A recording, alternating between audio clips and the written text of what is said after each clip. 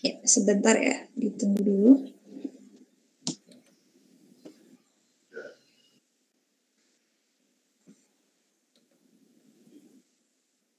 Saya buka filenya dulu, ini agak loading.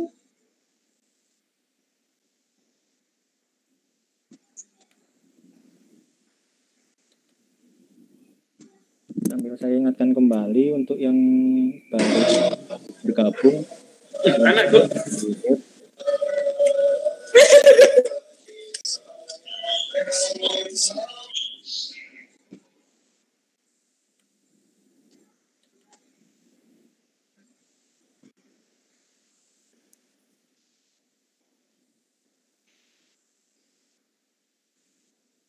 Oke, ya.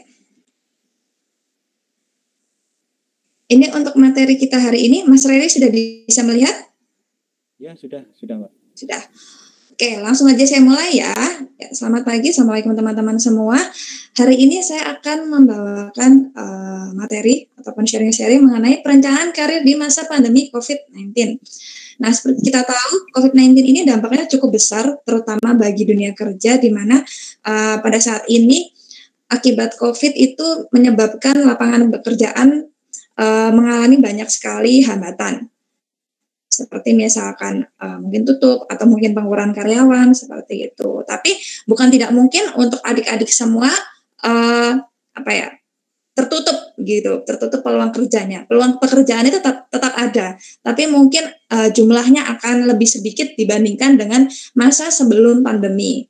Nah, nanti kita akan bedah bagaimana sih kiat-kiatnya agar adik-adik bisa juga survive di masa pandemi ini, terutama pada saat proses pencarian pekerjaan. Oke, ya saya perkenalan dulu. Ya, ini adalah profil saya. Ini profil pekerjaan saja ya. Jadi saya berkarir sejak tahun 2016 sampai sekarang. Jadi saya memulai awal karir saya itu dengan ikut sejumlah proyek nasional. Salah satunya adalah proyek milik Kementerian Kesehatan. Waktu itu proyek untuk penanganan demam berdarah. Setelah itu saya kemudian menjadi tutor, menjadi pengajar di ruang guru. Mungkin adik-adik sudah sangat familiar ya dengan ruang guru.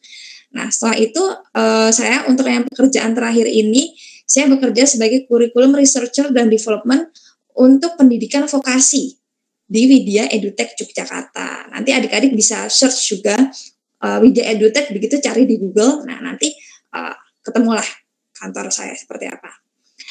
Oke, kita lanjut saja. Ya, ini. Nah, sebelum kita mulai, ini saya ada quote nih. Nah, quote-nya adalah, beberapa orang berhasil karena mereka ditakdirkan untuk itu. Tapi sebagian besar orang berhasil itu karena mereka bertekad untuk sukses. Nah, orang yang memiliki tujuan, itu mereka tahu kemana mereka akan pergi. Jadi untuk adik-adik, ketika adik-adik ingin berkarir, jangan hanya setelah lulus lalu kemudian asal cari kerja, itu jangan. Tapi adik-adik juga mempersiapkan diri. Adik-adik juga diharapkan memiliki planning. Saya ingin berkarir misalkan sebagai analis. Nah, nanti adik-adik silakan direncanakan apakah ingin bekerja di perusahaan yang di daerahnya atau mungkin di luar kota. Dan kalau perlu adik-adik juga bisa sambil melis. Jadi bikin seperti daftar catatan. Misalkan di Kalimantan ada perusahaan apa saja. Kira-kira saya bisa nggak ya masuk ke sini seperti itu. Jadi adik-adik jangan asal lulus kemudian sibuk hanya tanya-tanya, di sini ada lowongan nggak, di sini ada lowongan nggak. Jangan hanya seperti itu, tapi adik-adik juga punya planning untuk diri adik-adik sendiri. Kira-kira ke depan adik-adik ingin jadi apa? Nah, karena orang sukses itu bukan hanya semata-mata kerja keras. Kita mungkin sering dengar ya, kalau aku mau sukses ya aku harus kerja keras. Nah, tapi zaman sekarang kerja keras aja itu nggak cukup. Tapi harus juga memiliki mindset untuk sukses. Nah, mindset untuk sukses itu apa? Jadi mindset untuk sukses itu adalah mindset di mana adik-adik itu sudah memiliki pandangan kira-kira 5 tahun ke depan, adik-adik ingin melangkah kemana saja untuk karirnya. Nah, mungkin setelah ini kita bisa lihat untuk persiapannya ada apa saja. Nah, ini dia. Rencanakan karirmu. Who we are and what we do. Nah, jadi tadi seperti saya bilang, sukses itu tidak hanya berasal dari kerja keras, tapi juga berasal dari perencanaan karir yang matang. Nah, ini saya ada diagramnya singkat. Jadi di sini bisa adik-adik lihat, career planning itu dimulai dari know your values. Jadi tahu prinsip dasar yang dipegang oleh adik-adik itu apa. Kemudian learn about yourself. Adik-adik tahu nih kelebihan adik-adik itu apa. Terus juga identify your skills. Jadi adik-adik SMK ini kan kuliahnya sudah menjurus ya. Kayak misalkan mungkin ada yang otomotif, ada yang tata boga, ada yang administrasi, dan segala macam itu. Nah, skills yang sudah adik-adik punya, itu harap adik-adik maksimalkan. Jadi jangan hanya belajar di sekolah saja. Jadi adik-adik kayak misalkan mungkin yang SMK-nya teknis begitu ya. Adik-adik bisa misalkan di rumah membuka jasa, mungkin jasa reparasi, atau mungkin kalau misalkan tata boga seperti itu, membuka catering. Jadi skills teman-teman itu nggak hanya sebatas di sekolah saja, tapi juga di-develop, dikembangkan di luar. Semakin sering adik-adik melatih skill, semakin matang juga kemampuannya. Nah, terus juga research career option. Nah, ini jadi adik-adik itu harap melakukan riset. Riset apa? Riset karir. Di dunia kerja itu pilihannya ada apa aja sih? Nah, itu nanti adik-adik harus tahu. Harus banyak-banyak bertanya. Misalkan bertanya ke guru mungkin di sekolah. Atau misalkan ini adik-adik kan binaan dari United Tractor. Nah, kalau misalkan binaan dari United Tractor kan adik-adik punya kakak-kakak yang bisa dijadikan mentor atau mungkin dijadikan tempat bertanya. Nah, silakan adik-adik riset. Ada pilihan karir apa saja di lapangan itu. Kemudian, link your major and your career. Jadi, apakah jurusan sekolah adik-adik ini sudah sesuai dengan kebutuhan lapangan? Nah, nanti ini juga perlu adik-adik cari tahu dan diriset. Seperti itu. Kemudian di sini ya, learn about yourself. Ya, jadi learn about yourself ini maksudnya benar. Ya, di sini saya menjabarkan menjadi 5 mungkin pertanyaan mendasar. Yang pertama, apa jurusan sekolah ataupun kuliahmu? Nah, adik-adik kalau misalkan bersekolah itu kan sudah spesifik, apalagi seperti SMK. Nah, jurusan sekolah dari adik-adik ini, apakah adik-adik sudah mantap di situ atau belum? Nah, kan pasti ada adik-adik yang bersekolah mungkin dulunya hanya lihat temennya aja, ya nggak? Kayak misalkan, oh tetanggaku nih kayaknya keren nih jadi teknisi, aku mau ikutan jadi teknisi. Tapi pas dijalanin, wah kok kayaknya saya nggak cocok ya jadi teknisi ya. Nah, kalau seperti itu, adik-adik sudah harus memikirkan nih, kira-kira kalau misalkan nggak mau berkarir sesuai jurusan, nah adik-adik mau karir yang seperti apa? Kayak gitu. Nah, untuk bisa mengetahuinya, adik-adik kira-kira cocoknya di karir di bidang apa, adik-adik harus bertanya kepada diri sendiri, apa kekuatan terbesar di dalam diri saya? Nah, tiap orang itu memiliki bakatnya masing-masing. Tiap orang memiliki kelebihannya masing-masing. Apapun itu. Jadi jangan pernah meng-compare diri kita dengan orang lain. Kita hanya melihat orang ini keren ya, saya itu rasanya kayak bukan apa-apa. Nah, kayak gitu. Karena ini sering terjadi, apalagi kayak lulusan SMK itu sering banget dalam tanda kutip minder. Aku kan cuma lulusan SMK. Loh, kenapa? Kalau lulusan SMK kan sama aja, sekolah juga. Sekolah kan menuntut ilmu juga. Guru-guru adik-adik di sekolah itu kan juga sudah memberikan ilmunya yang terbaik. Nah, itu tinggal adik-adik kembangkan. Jadi adik-adik silahkan menilai apa sih kekuatan saya dan apa yang bisa saya jual ke perusahaan. Karena sebenarnya intinya perusahaan melakukan rekrutmen itu adalah perusahaan mencari talenta-talenta terbaik yang ingin berkembang bersama. Perusahaan dapat untung, kalian teman-teman juga mendapatkan imbal baliknya. Nah, jadi kayak misalkan kekuatan terbesar, misalkan teman-teman jago banget nih programming. Nah, misalkan ada yang kuliah yang sekolahnya itu programmer seperti itu jurusan SMK-nya. Nah, adik-adik silakan belajar coding. Nah, kayak gitu. Misalkan adik-adik di sekolah, tapi Kak, kan materiku di sekolah itu nggak seberapa Kak, materinya itu nggak lengkap. Nah, sekarang ini kan eranya digital. Adik-adik bisa googling, bisa tuh cari misalkan program coding gratis atau misalkan program digital marketing gratis kayak gitu. Adik-adik bisa cari karena dunia ini sekarang tuh semakin lama semakin luas dan tidak terbatas. Maksudnya apa? Kita nih walaupun misalkan adik-adik mungkin sekolahnya di daerah pinggiran mungkin atau mungkin bukan di kota seperti itu. Nah, tapi kan adik-adik tetap bisa mengakses materi secara lengkap melalui misalkan Google Books atau melalui kursus-kursus yang free, melalui webinar. Nah, dari situ adik-adik bisa dapat banyak sekali info. Nah. Oke, terus kemudian yang keempat, oh ini ada yang melakukan presentasi ya, sorry.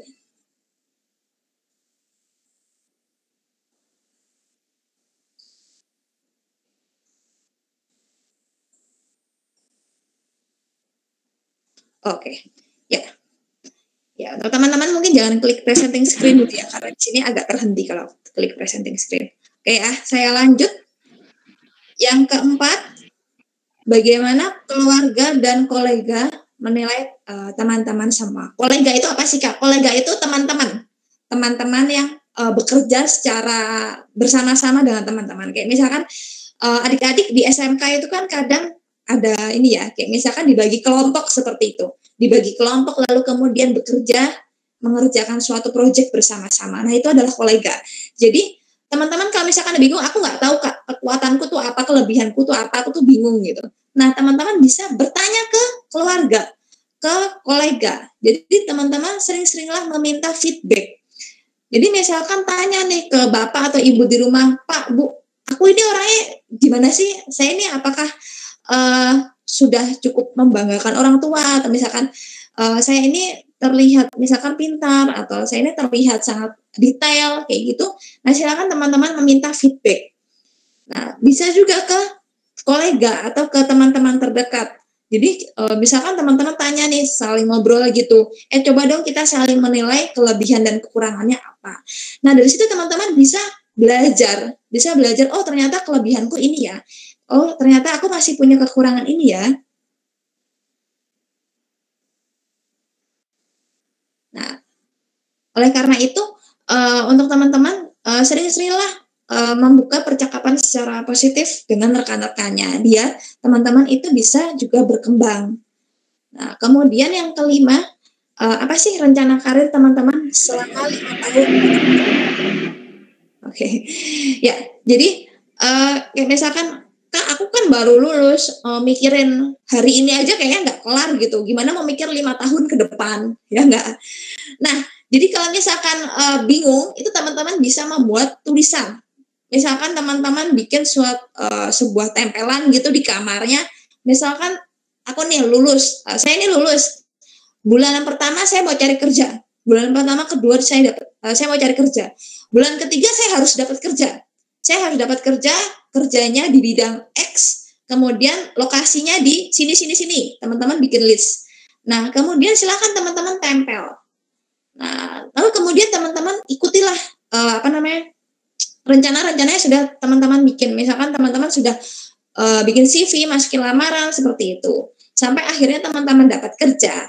Nah, ketika teman-teman nanti sudah dapat pekerjaan, silakan teman-teman sering-seringlah meminta feedback dari atasan teman-teman.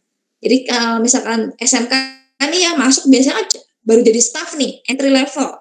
Nah, ketika teman-teman baru masuk, misalkan teman-teman sering-seringlah meminta upgrading dari atasan, misalkan ke supervisor atau mungkin ke staff yang sudah senior. Jadi misalkan teman-teman dalam bekerja, teman-teman bisa tanya, Pak, Bu, pekerjaan saya apakah sudah bagus atau belum?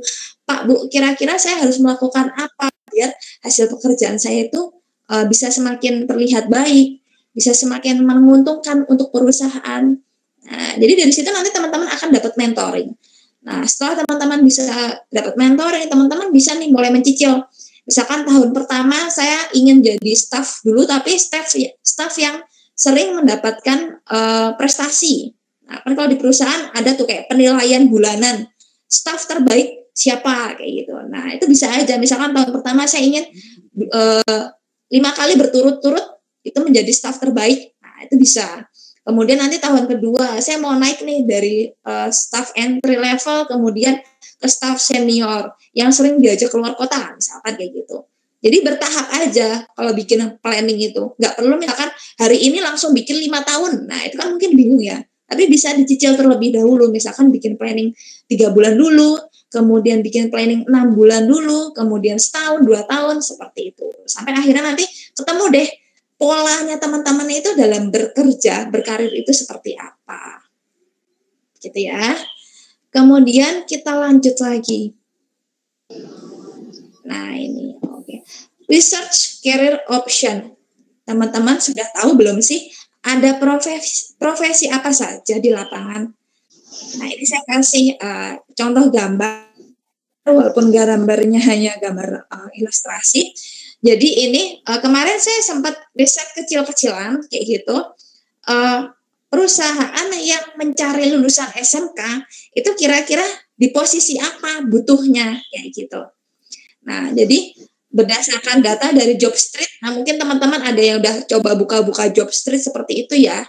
Itu sebagian paling banyak itu posisinya yang dicari adalah di sales and marketing. Yang gambar paling kanan nih. Itu lowongannya paling banyak. Nah, setelah sales and marketing kemudian ke teknisi. Nah, kalau anak SMK kan teknisi ya, kayak gitu. Kemudian ada juga yang misalkan QC, misalkan analis laboratorium. Nah, kemudian yang admin kantor. Nah, jadi teman-teman bisa mulai cari tahu di internet, di Google, search aja lowongan pekerjaan SMK kayak gitu. Nah, nanti kan keluar tuh hasilnya ada apa aja. Nah, teman-teman silahkan catat kayak gitu. Misalkan di perusahaan ini butuhnya posisinya apa gitu. Misalkan perusahaan United Tractor butuhnya itu teknisi. Nah, teknisinya kualifikasinya apa aja nih. Nah, teman-teman catat tuh. Teman-teman catat, kemudian teman-teman sesuaikan ke diri teman-teman masing-masing. Aku udah memenuhi syarat belum ya? Nah, nanti kalau misalkan ada syarat yang belum terpenuhi, nanti silakan teman-teman bisa bertanya, misalkan tanya sama guru gitu di sekolah. Bu, saya mau melamar ke sini, tapi syaratnya ada yang kurang. Kira-kira saya harus ngapain ya, Bu ya? Kayak gitu bisa. Jadi teman-teman harus sering-seringlah riset. Teman-teman harus sering-sering mencari tahu kebutuhan bidang pendidikan teman-teman itu paling banyak di sektor apa. Gitu. Selanjut kita ke skills. Nah, teman-teman pasti sering dengar ya istilah hard skill dan soft skill. Itu apa sih, Kak? Jadi skill kita itu terbagi menjadi 2. Hard skill itu maksudnya adalah kemampuan teknis. Jadi kemampuan yang berhubungan dengan sesuatu yang bisa dikerjakan secara langsung dan nyata. Ini kalau misalkan teman-teman lihat gambarnya itu kan ada subject matter expertise, terus data dan technical skill, math, statistik. Nah, gampangannya adalah hard skill itu misalkan teman-teman punya keahlian komputer. Kak, aku tuh bisa pakai Excel, VLOOKUP, dan lain-lain kayak gitu. Nah, kemampuan mengoperasikan software itu termasuk hard skill. Termasuk misalkan, Kak, aku tuh bisa pakai mesin jahit, pakai tutup mata aja aku bisa pakai mesin jahit kayak gitu misalkan. Nah, kalau misalkan bisa hard skill. Jadi hard skill itu kemampuan mengoperasikan software tertentu ataupun alat-alat dan mesin-mesin tertentu. Itu adalah hard skill. Nah, kita untuk bekerja itu tidak hanya butuh hard skill, tapi juga butuh soft skill. Nah, soft skillnya ada apa aja? Jadi soft skill itu adalah kemampuan interpersonal, kepribadian gampangnya gitu. Jadi kalau misalkan kayak hard skill tadi kan misalkan kemampuan mengoperasikan komputer, alat berat dan lain-lain. Kalau soft skill itu adalah kemampuan pemecahan masalah. Kayak misalkan teman-teman jago, misalkan jago MC kayak gitu. Teman-teman jago MC atau misalkan teman-teman jago nego, misalkan Kak aku kan ini bantuin orang tua berdagang di rumah. Pokoknya kalau misalkan aku dagang tuh dagangan orang tua aku selalu habis kayak gitu. Nah itu kan kemampuan soft skill juga, kemampuan apa yaitu kemampuan selling skill, kemampuan menjual, kemampuan meyakinkan orang lain, kemampuan bekerja sama. Nah itu soft skill itu adalah kemampuan-kemampuan yang berhubungan dengan kepribadian dan daya pikir, itu adalah soft skill. Jadi baik hard skill maupun soft skill, ini keduanya sama-sama penting. Jadi sama-sama dibutuhkan. Teman-teman mau sejago apapun, sepinter apapun hard skillnya, tapi soft skillnya itu nol ikatnya, itu teman-teman juga nggak akan direkrut. Karena kan dalam perusahaan itu teman-teman nanti akan saling bekerja sama, teman-teman nggak akan kerja sendirian. Jadi soft skill itu gunanya agar pekerjaan itu bisa dilakukan bersama-sama untuk menghasilkan hasil yang terbaik. Oke, ini masih terlihat ya PPT-nya. Oke. Ya, kemudian kita lanjut lagi ke value. Nah, value ini apa? Jadi value itu adalah nilai-nilai yang dipegang oleh teman-teman. Gampangnya gini, misalkan teman-teman itu orang yang apa ya, agamis. Saya ini orangnya tuh agamis, pokoknya suka beribadah, suka membantu orang lain kayak gitu. Itu kan value ya. Value itu adalah nilai diri, kepercayaan yang teman-teman pegang. Nah, perlu juga membandingkan antara value di teman-teman dengan value yang ada di perusahaan. Oke, ini sepertinya mikrofonnya ada yang hidup. Ya, mohon untuk yang mikrofonnya masih hidup, dinonaktifkan terlebih dahulu. Oke, ya kita lanjut ya. Oke, jadi value itu adalah nilai. Kadangkala orang hard skill-nya udah bagus, soft skill-nya juga sudah oke, tapi kok masih nggak terima kerja ya? Nah, bisa jadi itu karena value-nya berbeda. Jadi value itu penting juga di dalam perusahaan. Misalkan perusahaannya itu tipikal yang customer oriented. Jadi untung kecil nggak apa-apa, yang penting customer-nya itu banyak, terus-terusan ada. Nah, tapi teman-teman orangnya money oriented. Orientasinya pokoknya uang gitu. Nah, itu kan nanti akan terjadi gesekan ya. Misalkan perusahaan maunya nggak apa-apa nih dapat untungnya atau marginnya dikit-dikit aja, tapi customernya tuh puas. Otomatis kalau margin perusahaan sedikit, otomatis kan itu dampak juga ya. Kayak misalkan ke gaji, misalkan gaji karyawannya nggak bisa besar. Karena perusahaannya kalau jual barang itu untungnya ya juga cuma dikit-dikit. Tapi teman-teman tipikalnya yang money oriented. Jadi selalu berpikir bahwa waktunya tuh misalkan dapat gajinya tuh besar kayak gitu, kerjanya enak kayak gitu. Nah, itu perbedaan value ini juga akan berpengaruh dalam proses penerimaan kerja. Jadi saran saya silahkan teman-teman bisa mungkin googling juga. Kayak misalkan United Tractor gitu. Masuk ke webnya. Nanti kan ada kayak visi dan misi. Teman-teman kalau misalkan mau tahu value perusahaan, nah itu silakan teman-teman cari visi dan misi. Teman-teman masuk ke web perusahaan, kemudian cari visi dan misi. Nanti dari visi dan misi itu teman-teman akan tahu value-nya sama atau enggak dengan value teman-teman pegang. Gitu. Jadi nanti ini biasanya ketahuannya value-nya sama atau enggak itu waktu pas wawancara. Jadi waktu pas wawancara itu ketahuan, oh ternyata si kandidat ini nggak sama ya value-nya sama kita, kayak gitu. Oh yang ternyata value-nya cocok banget nih sama kita. Nah itu nanti akan ketahuan pada saat wawancara. Seperti itu. Kemudian, nah ini yang ekstrim, berdasarkan data dari Kemnaker per 20 April 2020, terdapat lebih dari 2 juta pekerjaan dari lebih dari 100.000 perusahaan yang dirumahkan dan kena PHK akibat terimbas pandemi corona. Wow sekali bukan? Bagaimana corona ini ke Indonesia itu kan kalau nggak salah dari bulan Maret ya, Maret, April, Mei, Juni, Juli, Agustus. Sekarang udah 6 bulan. Hanya dalam 6 bulan saja itu sudah 2 juta orang itu dirumahkan atau kena PHK. Perusahaan yang tutup berapa? Banyak sekali. Itu saya belum dapat data pastinya. Yang penting intinya seperti ini. Jadi kondisi pandemi ini membuat misalkan kayak lowongan gitu ya. Lowongan ya, satu lowongan itu di-apply sekitar mungkin 300-400 orang. Tapi gara-gara corona satu lowongan bisa di-apply lebih dari 1.000 orang. Nah, itu nanti teman-teman harus pintar-pintar lagi menyusun strategi dalam proses melamar pekerjaan. Nah, ini kita akan lihat kira-kira apa aja sih yang harus disiapkan. Nah, ini yang disiapkan yang pertama ada good curriculum vitae, CV. Nah, CV itu tidak hanya lengkap secara konten. Ini PR banget buat teman-teman, khususnya teman-teman SMK, karena kebetulan kan saya merintis Edukagama ya, suatu website tentang karir juga. Itu kalau misalkan saya lihat CV itu banyak banget yang dibuatnya itu dalam tanda kutip asal-asalan kayak gitu. Nah, nanti teman-teman coba kalau mau bikin CV itu buatlah secara detail, buatlah secara bagus, sehingga recruiter ketika membaca CV teman-teman itu bisa langsung, wah orang ini cocok ya, kayaknya buat perusahaan, panggil deh interview kayak gitu. Walaupun saat ini ada juga sistem rekrutmen yang modelnya itu nggak baca satu-satu CV-nya, tapi di scanning. Jadi kayak misalkan kan sekarang eranya itu ngirim CV lewat email ya.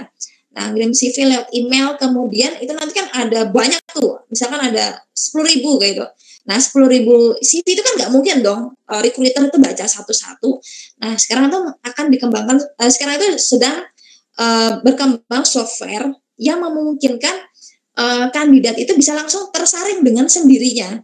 Nah, nanti kita akan lihat seperti apa itu softwarenya. Kemudian, nah ini tidak hanya lengkap secara konten, tapi juga sesuai dengan posisi yang ditawarkan. Nah, ini juga seringkali terjadi, kayak misalkan orang-orang tuh cerita, saya sudah kirim 250 lamaran, tapi kok belum ada yang nyangkut ya. Nah, kalau kayak gitu, berarti masalahnya itu bukan semata-mata, oh gara-gara corona nih, jadi susah ngelamar. Enggak juga, tapi siapa tahu teman-teman itu pas waktu apply-nya itu nggak sesuai dengan diri teman-teman. Gampangannya gini, posisinya nyari lulusan teknik mesin, tapi teman-teman adalah lulusan teknik komputer, teknik perkapalan misalkan. Yang lowongannya butuh teknik mesin untuk industri, tapi ternyata teman-teman itu jurusannya misalkan teknik perkapalan atau misalkan tata boga kayak gitu, ngelamar kan ya nggak cocok gitu loh.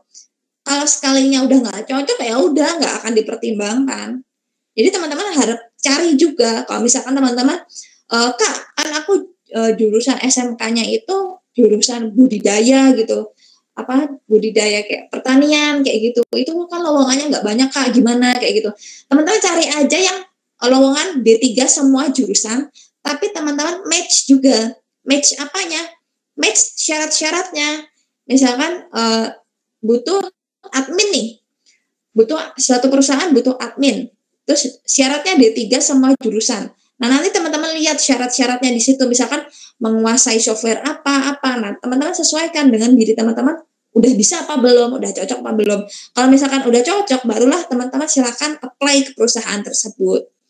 Gitu. Jadi jangan langsung ada lowongan di sini ya berkelompok lamar, ada lowongan di sana, ayo kita lamar bareng-bareng kayak gitu. Jangan.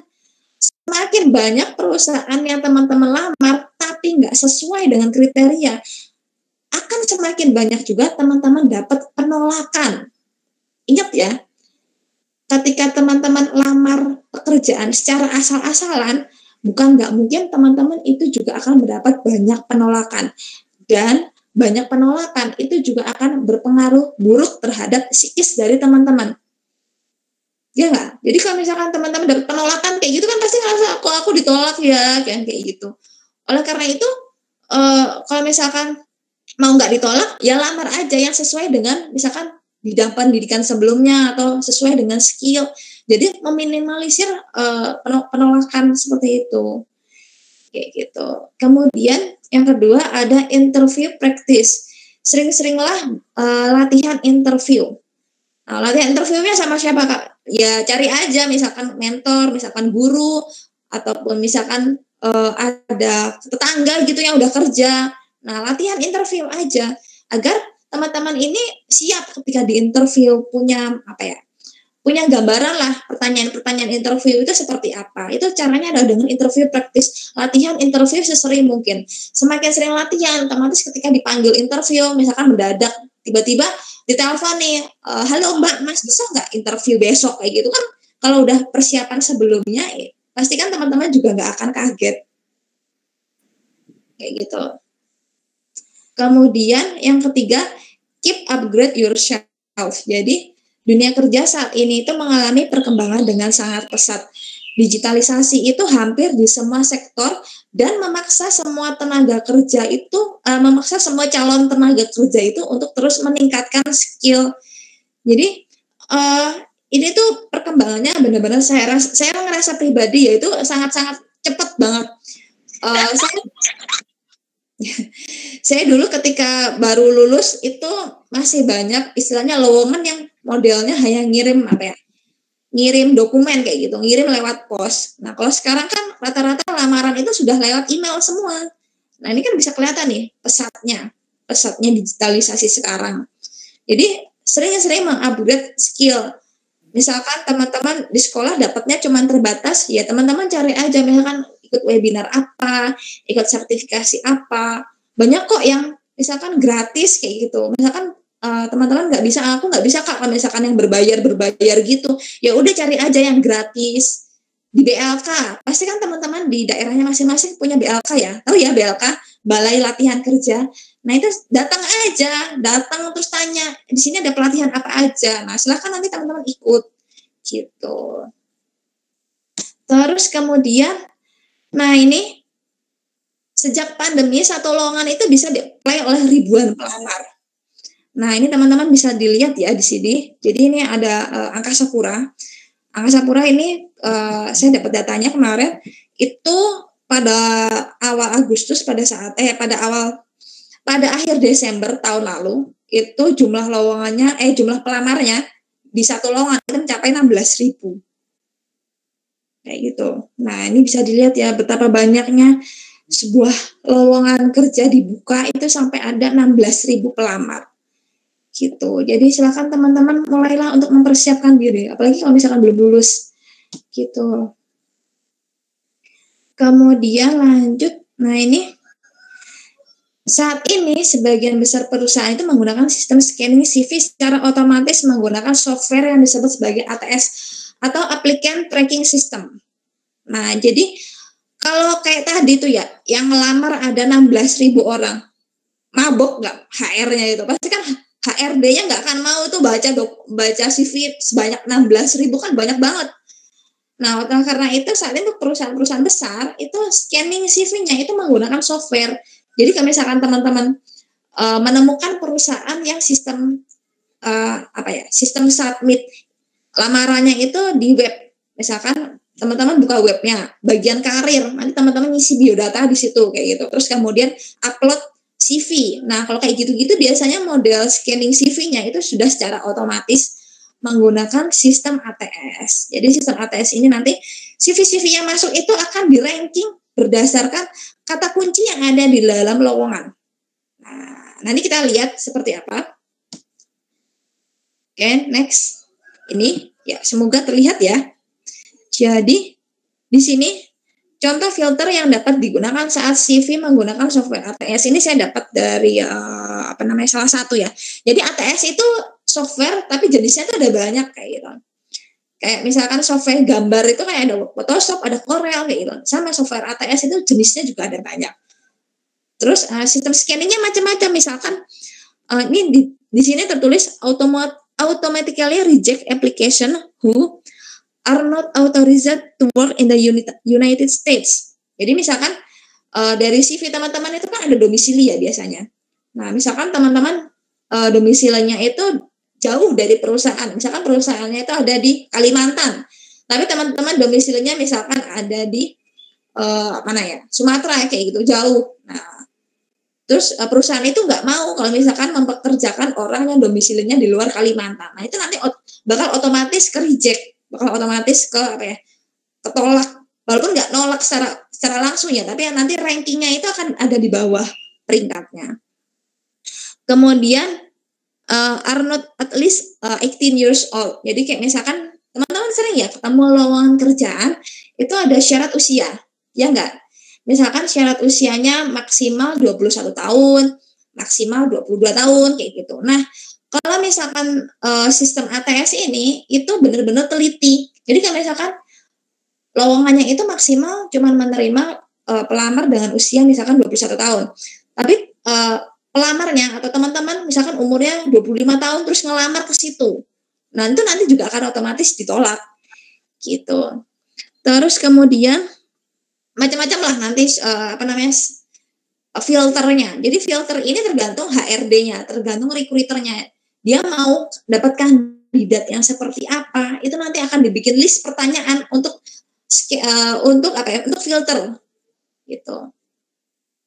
Nah, kita akan lihat lagi contohnya.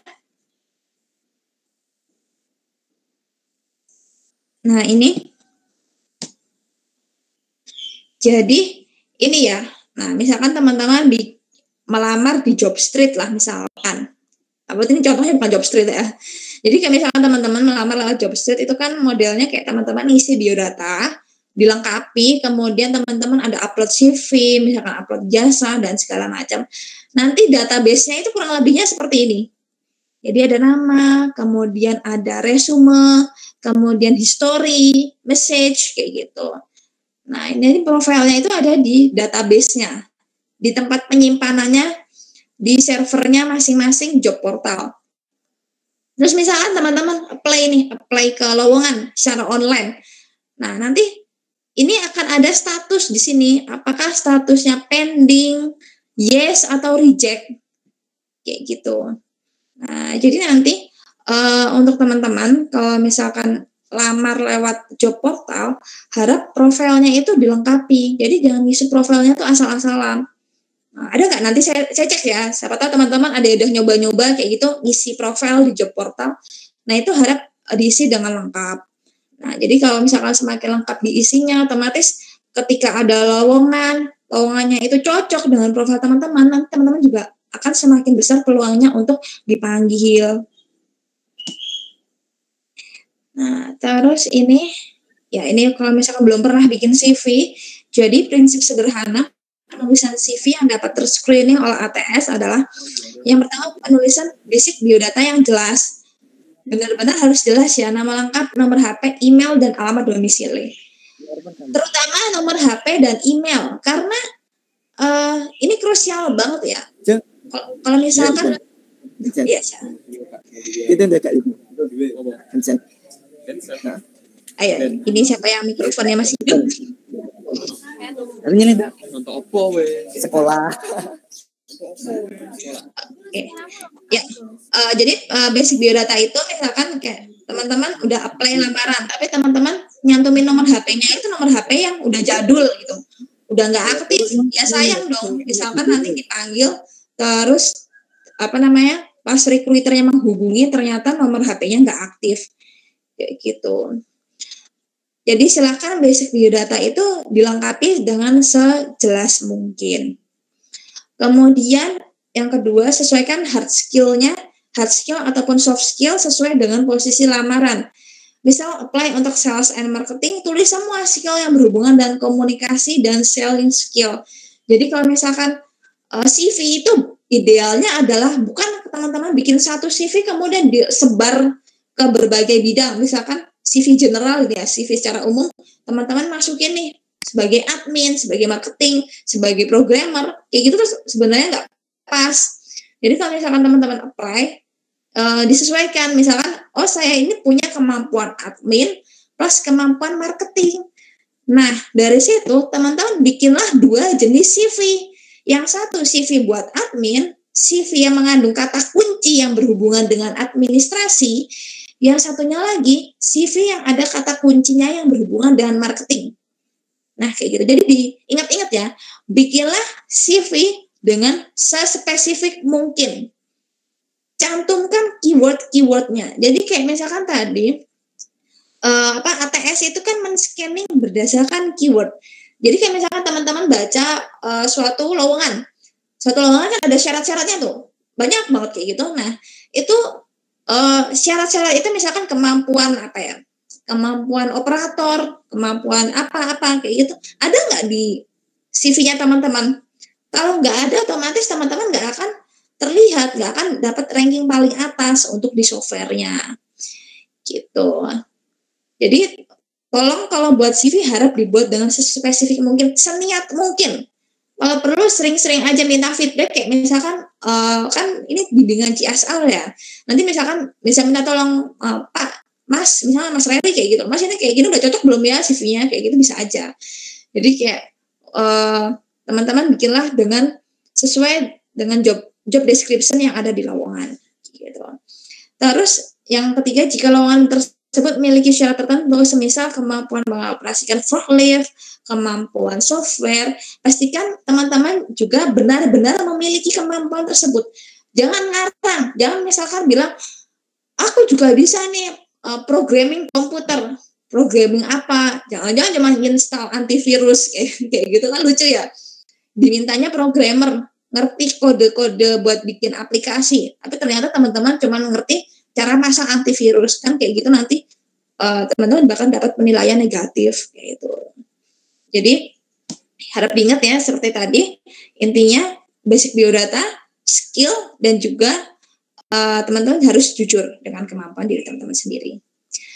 Nah, ini ada lagi, jadi sistem ATS itu tidak dapat men-scanning CV dalam bentuk foto format JPEG, JPG. Oleh karena itu, buatlah CV dalam bentuk text Word yang di PDF-kan. Jadi, bukan CV-nya nggak boleh ada foto, tapi CV-nya itu, tahu ya, kan biasanya kita kayak dokumen itu kan bisa dijadikan foto ya. Misalkan teman-teman bikin CV menggunakan Photoshop kayak gitu. Menggunakan Corel Draw. Nah, aku bikin CV-nya pakai Corel Draw, Kak. Ya mendingan jangan, ya mending bikin pakai MS Word aja. Karena kalau misalkan sistem screening ATS itu nggak bisa nge-scanning dokumen, tapi bentuknya itu JPEG formatnya, itu nggak akan ke-scanning. Gitu. Nah, ini punya saya kurang lebihnya. Jadi, tuliskan basic biodata secara singkat, misalkan namanya. Misalkan ini namanya, kemudian ditulis spesialisasinya, misalkan project researcher spesialis, atau misalkan engineer spesialis, misalkan ditulis juga administrasi spesialis kayak gitu. Apakah harus berbahasa Inggris? Jawabannya enggak. Tergantung perusahaannya. Jika perusahaan besar multinasional kayak gitu, memang mintanya yang berbahasa Inggris. Tapi kalau misalkan perusahaan-perusahaan lokal kayak gitu, perusahaan-perusahaan yang mungkin masih kecil, itu teman-teman bikin pakai bahasa Indonesia aja nggak masalah gitu. Terus kemudian cantumkan juga generalnya di sini, misalkan graduated from misalkan sekolah mana gitu, lulusan teknik mesin SMK mana gitu, kemudian berpengalaman mengoperasikan apa kayak gitu. Jadi dijelaskan di bagian general information kayak gitu di sini. Kemudian jangan lupa juga alamat, terus tempat tanggal lahir kayak gitu. Nah, terus kemudian pendidikannya apa kayak gitu ditulis juga. Terus ini misalkan ini ceritanya CV saya untuk melamar di project researcher, atau misalkan saya ngelamar untuk CSR lah misalkan. Nah, ini ditulis juga pengalamannya. Misalkan pengalaman saya pendirinya Edukagama gitu. Saya pendirinya Edukagama, terus Edukagama itu apa? Saya jelasin, isinya apa aja, pencapaiannya apa aja itu dijelasin. Nah, jadi saya membuat CV itu ya bermacam-macam, apakah sebagai project researcher, apakah sebagai pengajar, apakah sebagai misalkan marketing kayak gitu. Jadi saya bikinnya CV nggak cuma satu. Walaupun nanti tinggal penyusunan kalimatnya aja yang dibikin modifikasi. Terus juga pokoknya CV itu jangan hanya kayak KTP. Ngerti nggak teman-teman istilah KTP? Jadi kan teman-teman kayak misalkan bikin CV itu ditulis semua, misalkan pendidikan dari TK, SD, SMP kayak gitu, tulis semua itu nggak usah. cantumkan aja pendidikan terakhir. Misalkan teman-teman SMK, ya udah teman tulis aja sekolah terakhirnya itu SMK. Name-nya berapa, jurusannya apa, pernah ikut pelatihan apa, itu aja yang tulis. Jadi yang relevan aja yang ditulis. Kemudian pencapaian keunggulannya apa aja, kayak gitu. Kemudian setelah CV, jika nanti CV-nya sudah bagus, sudah oke, pasti nanti akan ada panggilan interview. Nah, panggilan interview ini sebenarnya interview itu personal ya sifatnya ya. Jadi kita tuh sebenarnya nggak bisa kayak nyontek dalam tanda kutip, kayak misalkan, oh kamu interview kemarin apa aja dong, aku mau minta jawabanmu, kayak gitu nggak bisa. Jadi interview itu sifatnya personal. Jadi si interviewer ataupun si HR itu pengen tahu diri teman-teman secara personal. Jadi silakan teman-teman jujur, tapi teman-teman juga bisa menjawab pertanyaan tersebut secara bagus dan diplomatis. Misalkan ini ya, saya kasih contoh 2 pertanyaan. Misalkan yang pertama itu, jika diminta memperkenalkan diri, jawab secara ringkas dan diplomatis. Seperti misalkan, saya Elina Putri ya, atau misalkan saya Mas Reri, misalkan saya Reri Aringga, kayak gitu. Alumni mana? Misalkan saya alumni Ilmu Lingkungan Universitas X, atau misalkan saya alumni SMK Kalimantan Timur, kayak gitu. Jurusan apa? Terus keahlian saya apa, kayak gitu. Jadi perkenalan dirinya itu perkenalan diri yang masih berhubungan dengan posisi yang kita lamar, gitu. Jadi bukan yang misalkan coba dong perkenalan diri kamu, terus nanti teman-teman kayak gini, nama saya Budi, saya anak pertama dari 5 bersaudara, kemudian saya tinggalnya di sini, kemudian saya biasanya sehari-hari beternak, kayak gitu. Jangan kayak gitu, itu namanya tidak menjual skillnya teman-teman. Tapi teman-teman tuh harus bisa dalam paling nggak 5 detik atau 10 detik pertama tuh, begitu teman-teman memperkenalkan diri, rekruter langsung, wow, orang ini keren sekali ya, kayak gitu. Jadi jangan yang jangan yang menjawab sesuai kayak curhat kayak gitu, jangan. Jadi jawab secara ringkas dan diplomatis dan sesuai dengan posisi yang dilamar. Kemudian kayak misalkan jika diminta menjelaskan kelebihan dan kekurangan. Nah ini kayak tadi saya bilang, kalau misalkan teman-teman tuh bingung, nggak tahu kelebihan kekurangan, terus kelebihan dan kekurangannya itu apa, teman-teman sebelum interview itu bisa minta feedback. Feedback itu apa? Jadi feedback itu teman-teman bertanya, nanya ke tetangga, nanya ke orang tua, nanya ke guru, Pak, Bu, saya ini orangnya kayak gimana, kayak gitu. Ya kan, nanti kan dapat feedback tuh, kamu tuh orangnya gini kayak gitu. Nah nanti teman-teman silakan mendevelop. Misalkan guru teman-teman bilang, iya kamu tuh orangnya tuh sebenarnya bagus loh kalau misalkan masalah teknisi, tapi sayangnya kamu tuh kerjanya masih lambat, kayak gitu. Nah nanti kan teman-teman bisa berlatih untuk mendevelop kemampuan tersebut. Jadi kayak misalkan, oh ya saya kerjanya masih kurang cepet ya, kayak gitu. Nah nanti tinggal teman-teman sampaikan saja ke recruiter, saya ini kalau menurut pandangan dari guru saya, wali kelas saya itu, saya tuh kerjanya tuh bagus banget. Pokoknya kalau ada teknisi, ada mekanik apa yang rusak, saya itu pasti bisa memperbaiki. Tapi karena saya saking telitinya, jadi saya kerjanya mungkin agak sedikit lebih lama, kayak gitu. Jadi kekurangannya bukan langsung kekurangan curhat, kayak gitu, jangan.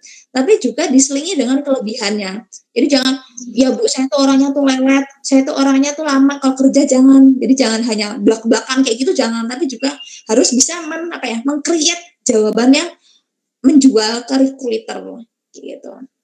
Pokoknya interview triksnya adalah jawab semua pertanyaan secara jujur, tapi tidak perlu semua kehidupan pribadimu itu kamu ceritakan, jangan. Intinya kita bekerja itu adalah untuk sesuatu yang sifatnya profesional. Jadi jawablah pertanyaan itu juga secara profesional, gitu. Nah, kemudian ada self-upgrading.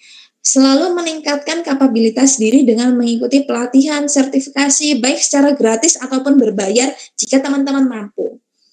Lembaga yang menyediakan pelatihan gratis, misal punyanya BLK, terus kemudian banyaklah lembaga lain. Terus ini kesimpulannya, yang pertama, buat CV sesuai standar ATS. Jadi walaupun memang tidak semua perusahaan menggunakan ATS, tapi kalau misalkan CV teman-teman itu sudah ngikutin standar, maka peluang lolos screening awal itu akan semakin besar. Karena CV yang udah ATS, standar ATS itu datanya tuh lengkap, bagus kayak gitu. Jadi kalau misalkan udah standar kayak gitu, peluang teman-teman diterima itu juga akan lebih besar.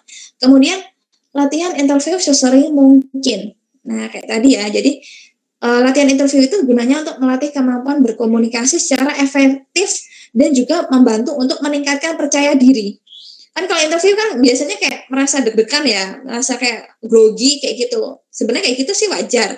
Cuman kalau misalkan baru awal perkenalan aja udah yang kayak gitu, gemetaran kayak gitu tangannya, ya jadinya nggak bagus. Jadinya sering-seringlah latihan interview sama teman, sama guru kayak gitu. Terus kemudian buat akun LinkedIn. LinkedIn itu merupakan media sosial yang berisi kalangan profesional. Nah, teman-teman ini dapat menjalin relasi dengan sejumlah koneksi di perusahaan agar wawasan teman-teman mengenai karir menjadi semakin luas.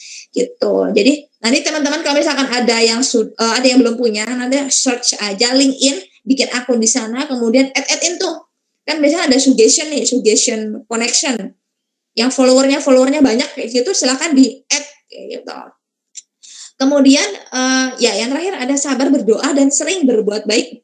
Jadi teman-teman silakan bina relasi dengan sebanyak mungkin rekanan, karena bisa jadi informasi pekerjaan itu didapat dari relasi tersebut. Misalkan di perusahaan mana gitu, dia nggak buka lowongan sebenarnya buat umum, tapi karyawan-karyawannya tuh tahu, oh di posisi ini tuh ternyata ada yang kosong loh. Nah kan kalau misalkan teman-teman punya banyak relasi, teman-teman bisa nanya, di pabrik kamu gitu ada yang kosong nggak? Gitu lamarannya. Karena ini sering banget terjadi ya. Jadi dapat kerja itu misalkan dapat istilahnya mungkin kayak orang dalam kayak gitu ya. Padahal sebenarnya bukan orang dalam, tapi kayak kita dapat info dari karyawan yang terpercaya. Gitu. Terus kemudian ya terakhir, terima kasih. Mari kita lanjut ke sesi selanjutnya. Oke, sudah ya. Saya stop sharing.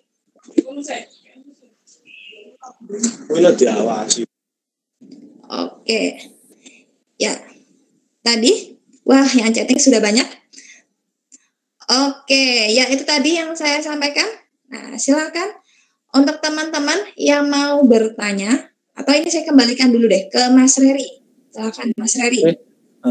Mbak Elina. Jadi tadi ya yang sudah dipaparin oleh Mbak Elina. Mungkin yang sebelumnya teman-teman masih ada yang bahwa bidang yang sifatnya menciptakan yang penting di sini adalah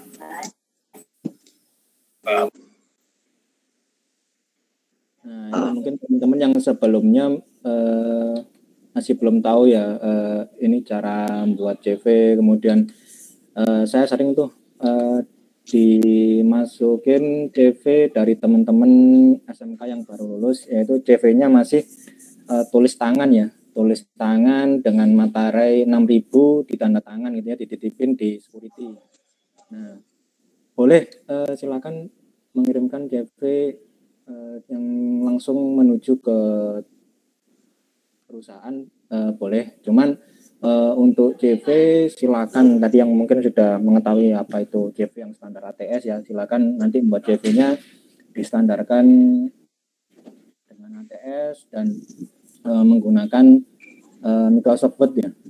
Nah itu bisa diprint, kemudian dimasukin ke amplop, bisa ditujukan langsung ke perusahaan. Nah apabila perusahaan sudah mengumumkan untuk bisa dikirimkan melalui email, nah itu silakan melalui email saja, karena kemungkinan besar lamaran yang ditujukan ke perusahaan itu bakal lama untuk terbaca dibandingkan dengan yang melalui email, karena ketika perusahaan sudah men-share alamat email untuk lowongan tersebut, itu kemungkinan besar lowongan tersebut akan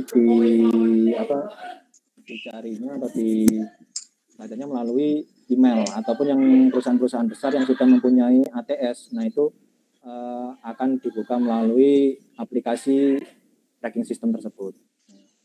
Untuk teman-teman yang ada pertanyaan, silakan ditulis di chatbox. Nah ini sudah ada pertanyaan satu Mbak. Ini dari Risma Listiawati.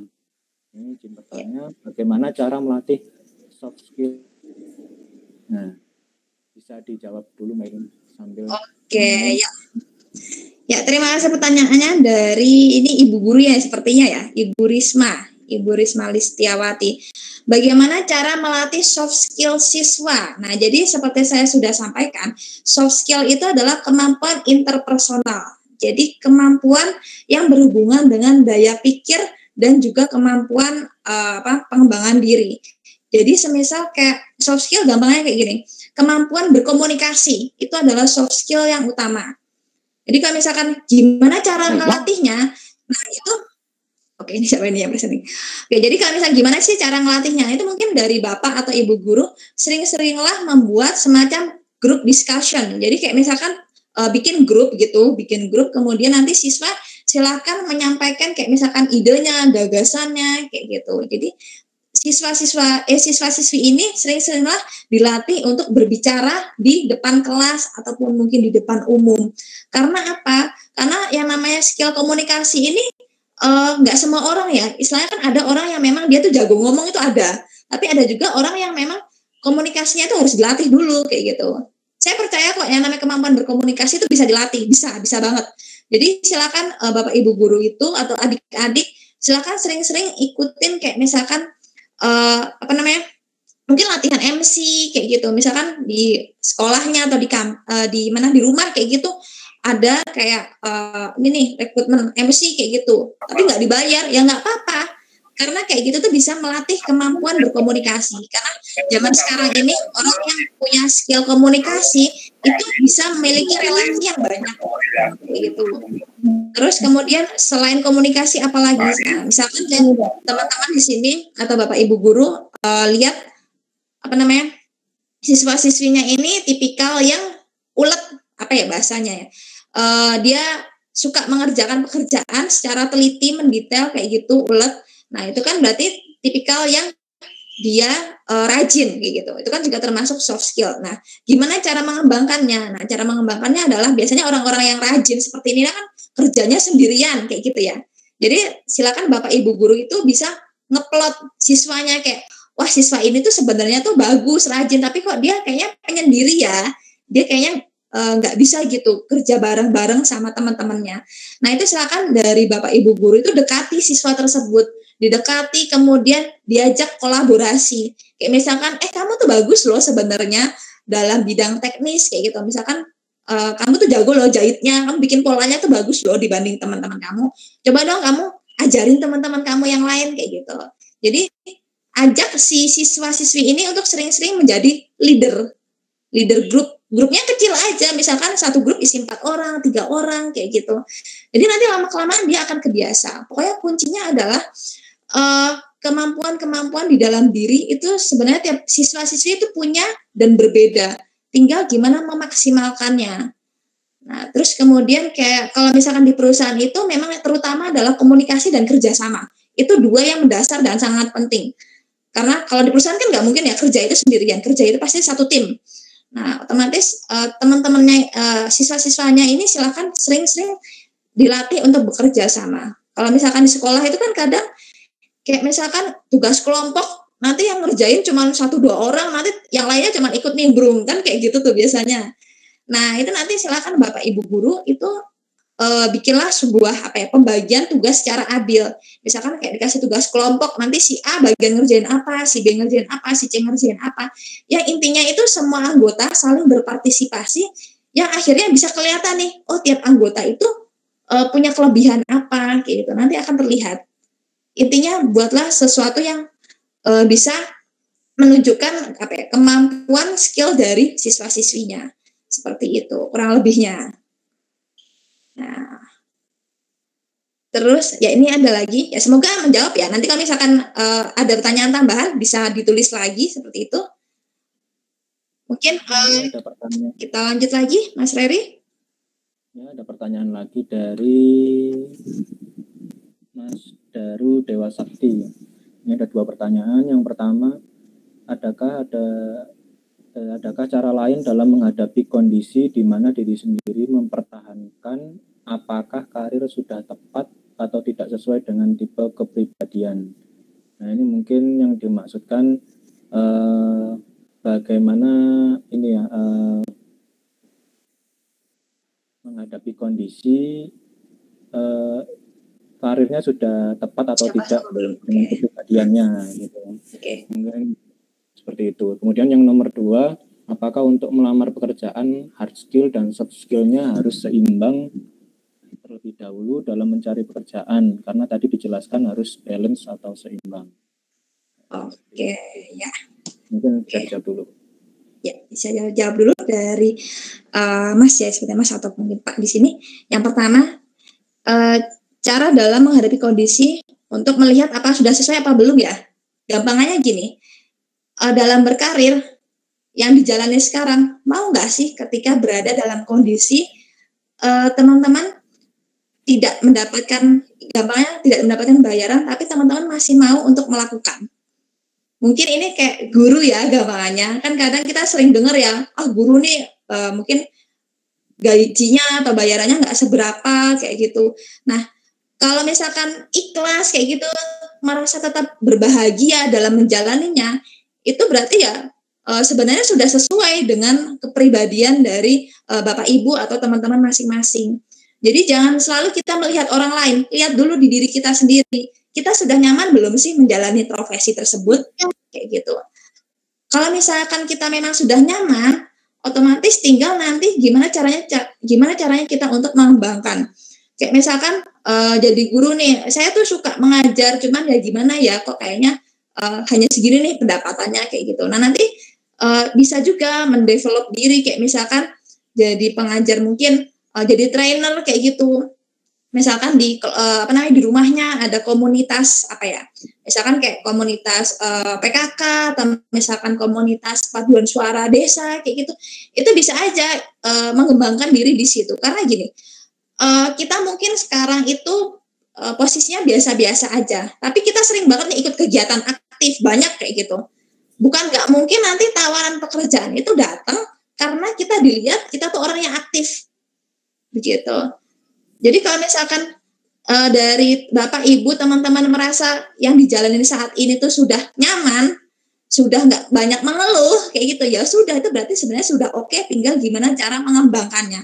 Tapi kalau misalkan yang dijalani saat ini tuh kayak, aduh kok kayaknya berat ya, kok kayaknya jadi teknisi itu capek ya, kok kayaknya kerja di kebun itu kerja tuh berangkat malam jam 9, pulang pagi, kok kayaknya saya ngerasanya berat ya kayak gitu.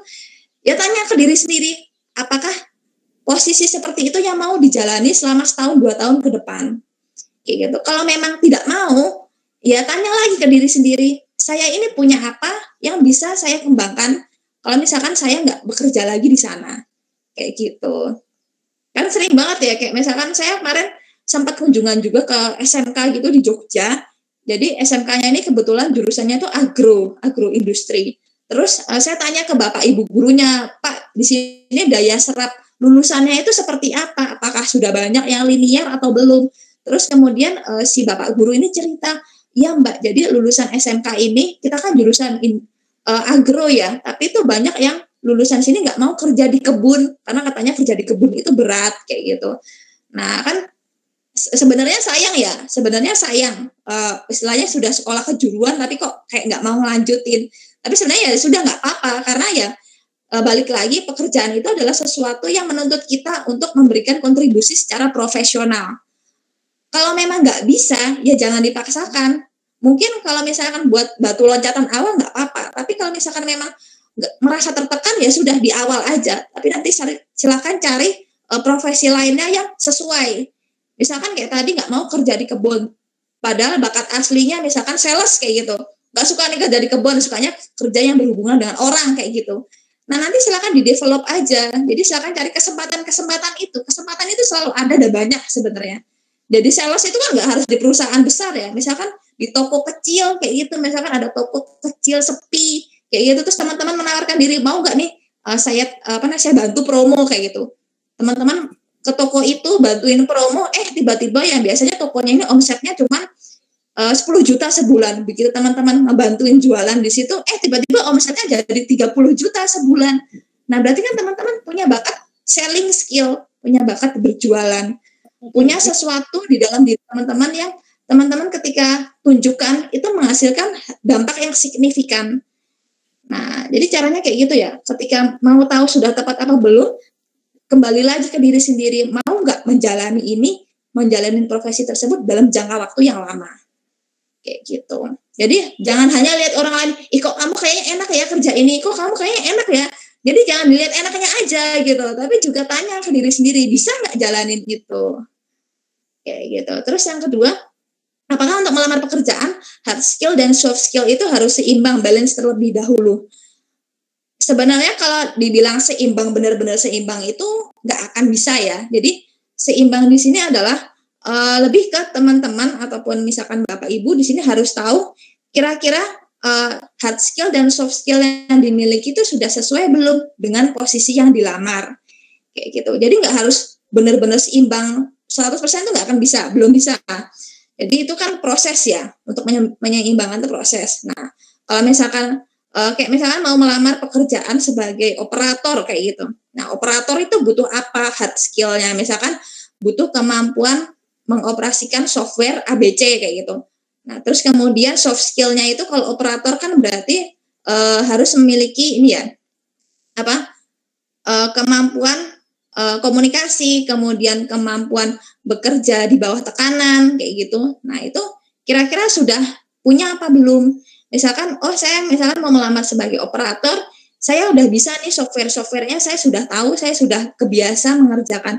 Hanya saja saya itu belum bisa kerja di bawah tekanan, karena kalau operator itu kan kadang suka disuruh lembur, suka disuruh dikasih bosnya tiba-tiba suruh masuk kayak gitu. Tapi saya belum bisa kayak gitu. Ya nggak apa-apa, dicoba dulu aja.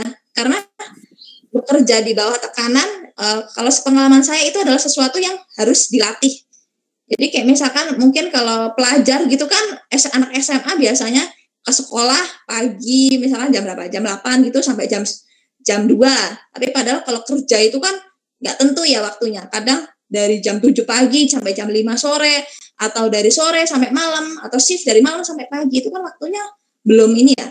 Waktunya itu beda dan waktu yang di sekolah. Itu silakan teman-teman coba dulu aja. Kan di pekerjaan itu ada yang namanya masa probation. Nah, di masa probation ini adalah waktu di mana adik-adik teman-teman di sini melatih kemampuan soft skill. Jadi ketika masa probation, masa uji coba, entah itu sebulan, 3 bulan, kayak gitu, itu kan teman-teman akan bekerja dalam kondisi sesungguhnya dan berrelasi dengan teman-teman kerjanya. Nah, itu silahkan untuk dilatih. Nah, nanti setelah sekian bulan nanti akan ketemu pola kerjanya dari teman-teman itu sendiri. Jadi intinya apakah harus seimbang dulu? Jawabannya enggak. Yang penting kriteria apa yang ada di lowongan, terus kemudian kita baca, saya tuh sudah punya nih skill ini, nggak apa-apa. Paling enggak hard skill-nya sudah benar-benar punya, silahkan apply aja gitu. Jadi nggak harus nunggu harus seimbang dulu baru apply, itu enggak. Karena itu proses kayak gitu. Nah, mungkin Mas Reri. Ya. Nah, ini ada pertanyaan lagi Mbak Irina dari Pak Anton Wardoyo ya. Nah, ini bagus sekali pertanyaannya Mbak Irina. Ini Pak Anton bertanya, untuk membuka wawasan tentang dunia kerja ini baiknya di kelas berapa ya? Karena ada beberapa kasus sudah mau lulus tapi ditanya mau kerja apa, di mana masih tidak bisa menjawab. Nah, ini mungkin bisa dibantu jawab, Bu Melin. Oke, ya. Terima kasih pertanyaannya atas Bapak Anton. Ya tadi pokoknya pertanyaan tadi, jika masih ada yang mau ditanyakan untuk jawaban saya bisa langsung ditanggapi aja ya di chat box. Ini saya jawab dari pertanyaan Pak Anton dulu. Ya. untuk pembukaan ini ya, wawasan ya. Jadi kalau misalkan dunia kerja sebenarnya dari kelas 12 awal itu sudah bisa dimulai. Jadi kalau untuk kelas 10, 11 sebenarnya sudah bisa, tapi kan mereka masih ini ya, pikirannya belum terlalu terbuka. Pasti masih mikir tentang sekolah kayak gitu. Nah, ini bisa di-start di kelas 12. Apalagi sekarang kan UN sudah nggak ada ya. UN udah nggak ada, digantikan dengan yang lain kayak misalkan ujian akhir kayak gitu. Nah, ini sebenarnya kesempatan untuk Bapak Ibu mengembangkan program untuk mengenal tentang dunia kerja gitu. Karena memang betul, jangankan yang SMK ya, yang D3 atau S1 aja kadang baru lulus itu baru tahu, baru nyari gitu, baru nyari mau kerja di mana. Nah, itu silahkan paling nggak setahun dipersiapkan itu sudah cukup. Jadi nanti Bapak Ibu mungkin bisa bagi kayak kuesioner gitu ke siswanya di awal tahun pelajaran, ditanya habis dari lulus SMK ini mau kerja atau mau kuliah. Kalau misalkan mau kerja, kerjanya di mana kayak gitu. Sudah cari tahu belum? Nah, itu kan nanti bisa kelihatan tuh. Walaupun nanti mungkin akan mendapat jawaban rata-rata siswa belum tahu nih mau kerja di mana. Nggak apa-apa, nanti sering-sering aja di kelas itu cerita kayak misalkan, Bapak atau Ibu ini ketemu nih kemarin lowongan di sini. Kira-kira mau nggak melamar ke situ kayak gitu. Oh iya Pak, saya mau Pak, mau kayak gitu. Nah, coba di googling perusahaannya apa, terus butuhnya yang kayak gimana, syarat-syaratnya apa. Jadi siswa sebisa mungkin, sedini mungkin itu dibuka dulu ininya, wawasannya tentang dunia kerja, apa saja yang harus mereka siapkan. Kemudian harus tahu juga bidang pekerjaan itu yang dilakukan apa aja. Itu paling enggak setahun itu harus sudah tahu gitu loh. Jadi biar enggak cuman taunya, oh saya teknik mesin nih, lulusnya harus kerja di mesin. Terus pas nyari, ternyata lowongannya dikit ya, kayak gitu. Kan sering tuh kayak gitu. Nah, cuman kalau misalkan sudah tahu terlebih dahulu, udah mempersiapkan diri, otomatis kan mereka nggak kaget. Oh iya, ternyata sedikit ya lowongan ini ya. Oh, saya punya apa lagi nih, opsi lainnya. Saya nggak jadi teknisi mesin nggak apa-apa, tapi saya paling nggak punya kemampuan ini, saya mau switch dulu nih ke karir yang lain. Tapi nanti habis itu balik lagi ke mesin. Nah, itu kan boleh sebenarnya. Jadi silakan Bapak Ibu guru untuk mulai sering-sering bertanya ke kelas, bikin kuesioner, ngobrol gitu sama siswa. Jadi daripada siswa jam kosong hanya hahihi main HP kayak gitu, bisa juga diajak diskusi tentang dunia kerja. Karena pasti mereka akan senang kok kalau ditanya-tanya seperti itu. Kayak gitu, Mas Reri. Oke, kemudian lanjut lagi nih, ada dari Mbak Ardatika Dwi Cahyani. Ini tadi di learn about yourself. Poin kedua, ingin bekerja sesuai jurusan atau tidak. Nah, ini jika ternyata ingin memilih bidang lain yang tidak sesuai jurusan, bagaimana? Ini bisa dijawab Mbak Elina.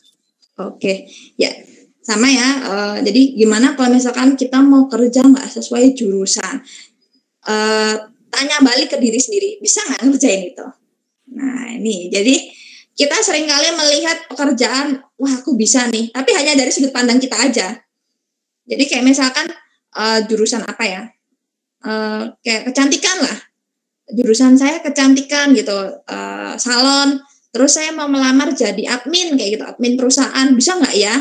Nah, itu nanti teman-teman silakan evaluasi, apakah teman-teman sudah memenuhi standar ideal untuk menjadi admin kayak gitu. Misalkan mau lamarnya admin ya, misalkan kayak gitu. Jadi nanti teman-teman bisa googling misalkan administrasi job desk-nya apa, job desk administration, nanti kan keluar tuh hasil googlingnya. Orang admin itu butuh kemampuan misalkan bisa mencatat dengan rapi, bisa kemampuan Excel secara expert, bisa misalkan kerja secara detail, oriented, bisa menyelesaikan ratusan dokumen dalam waktu 2 hari kayak gitu. Nah, itu silakan teman-teman menilai dulu ke diri teman-teman sendiri. Sudah benar-benar bisa apa belum? Kalau memang sudah yakin, sudah bisa, silakan teman-teman apply, nggak apa-apa. Tapi teman-teman kalau bisa sebelum lulus itu juga latihan. Jadi kayak misalkan tadi ya, jurusan kecantikan kayak gitu, mau jadi admin perusahaan. Nah, selama kelas 12, teman-teman bisa latihan nih, misalkan habis pulang sekolah nih, atau sekarang kan sekolahnya di rumah ya. Nah, kan bisa tuh kayak misalkan ke mana ya, kayak ke toko atau misalkan ke ngikut siapa gitu saudaranya yang kerja jadi admin gitu, ngebantuin dokumentasi, Terus juga mungkin ngebantuin Bapak Ibu gurunya juga bisa, misalkan Pak Bu di sekolah itu admin apa ya yang repot ya, bisa nggak saya bantu? Nah kan kayak gitu teman-teman bisa latihan jadi admin. Nah ketika sudah latihan jadi admin, nanti kan ada atasannya. Nah teman-teman bisa minta feedback dari atasannya, misalkan teman-teman tanya ke Bapak Ibu guru yang dibantu, misalkan Pak Bu ini kan saya ngebantu ini jadi admin, kerjaan saya udah bagus belum ya, kayak gitu. Coba dong kalau misalkan belum bagus, apa yang harus saya tingkatkan? Kalau misalkan sudah bagus, bisa nggak saya minta kayak penilaian dari Bapak Ibu, misalkan nilai saya berapa nih, misalkan dari hasil nge-admin ini nilai saya 90 kayak gitu. Nanti dicantumkan aja di CV kayak gitu. Misalkan teman-teman itu bisa kemampuan administrasi. Jadi intinya pindah karir nggak sesuai jurusan itu boleh, tapi punya nggak kemampuan dasarnya gitu. Jadi nggak hanya langsung pindah kayak gitu, otomatis kan recruiter juga nggak bisa lihat kemampuan teman-teman itu seperti apa. Jadi makanya harus teman-teman bikin penilaian terhadap diri sendiri dulu, bisa dengan bantuan orang lain, bisa ngikut project ataupun apa seperti itu. Nah ini ada lagi tanggapan dari Pak Nuryadi, Mbak Elina. Nah ini hard skill atau soft skill mana yang utama biasanya dipakai di dunia usaha atau dunia industri saat rekrutmen? Oke, hard skill atau soft skill yang mana yang utama? Sebenarnya itu bergantung ke perusahaannya ya. Saya yakin pasti tempatnya Mas Reri juga ini ya, tiap posisi pasti beda.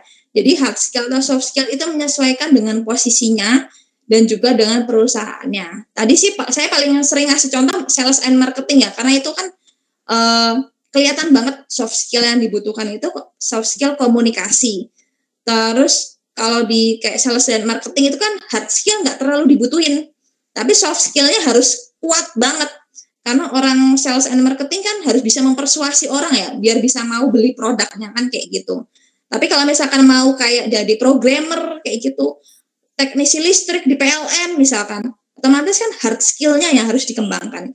Jadi nggak ada istilah yang utama ini, terus kemudian udah nih ini aja yang dikembangkan, itu enggak. Tapi dilihat juga dengan industrinya, murid-muridnya, siswa-siswanya, ini pengennya di industri apa. Oleh karena itu seperti saya bilang, silakan dievaluasi atau sering-sering ditanya di kelas, pengennya kamu tuh di mana sih kayak gitu. Nanti kalau misalkan udah ketemu, saya maunya kerjanya di sini nih.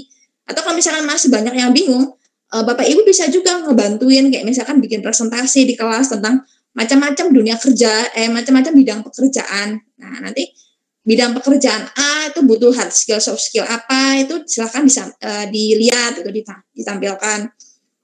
Kayak misalkan tadi teknik listrik, berarti kan untuk siswa-siswinya silakan untuk sering-sering dilatih kemampuan mekanis listriknya seperti apa, kayak gitu. Kalau misalkan kayak berhubungan dengan teknis itu kan soft skill-nya paling hanya dibutuhkan soft skill kerjasama, terus juga soft skill untuk jujur juga, terus disiplin, bisa kerja tepat waktu, kayak gitu. Jadi tiap bidang pekerjaan itu beda, nggak bisa kita samaratakan, itu enggak. Jadi silakan untuk dilihat juga kebutuhan dari siswa-siswinya atau teman-teman itu sendiri.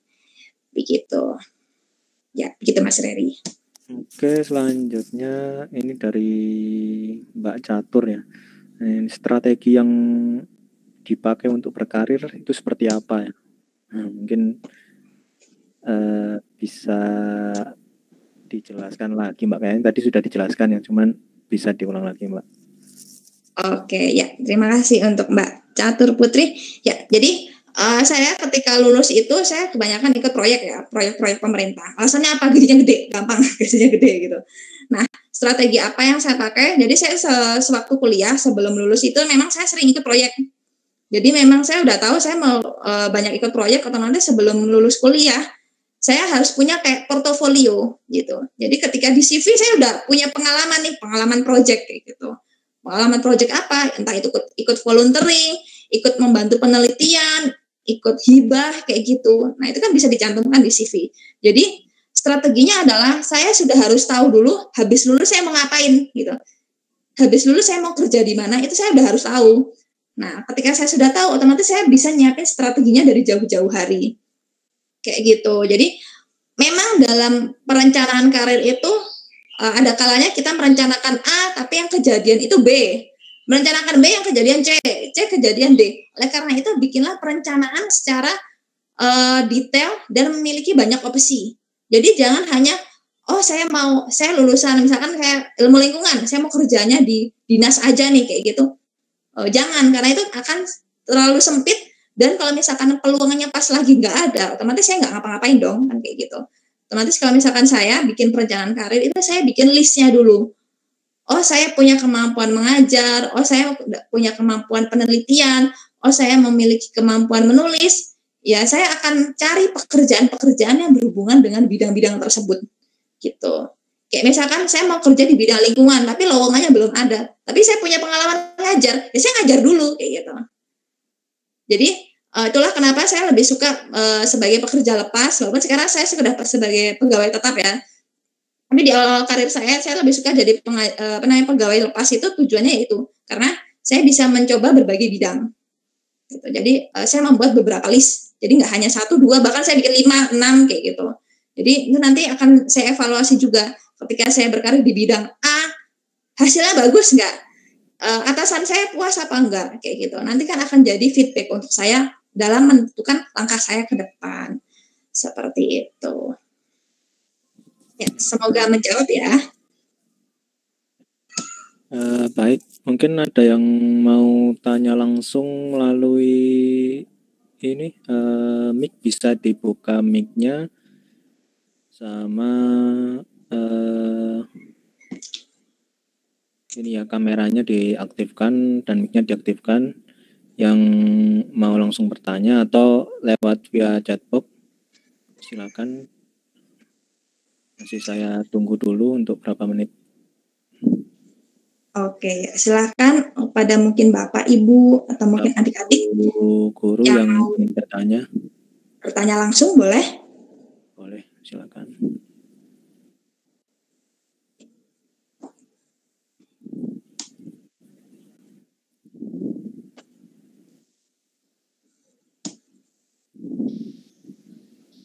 Coba.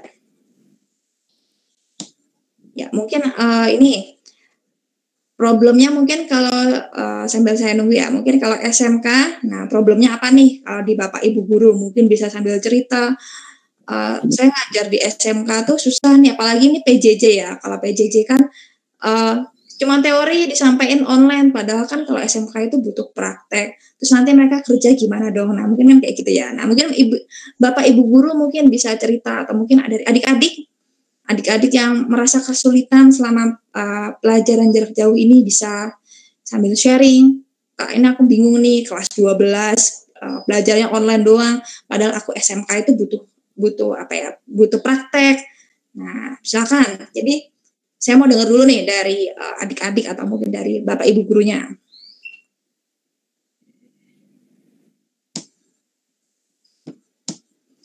Coba. Ada yang mau tanya?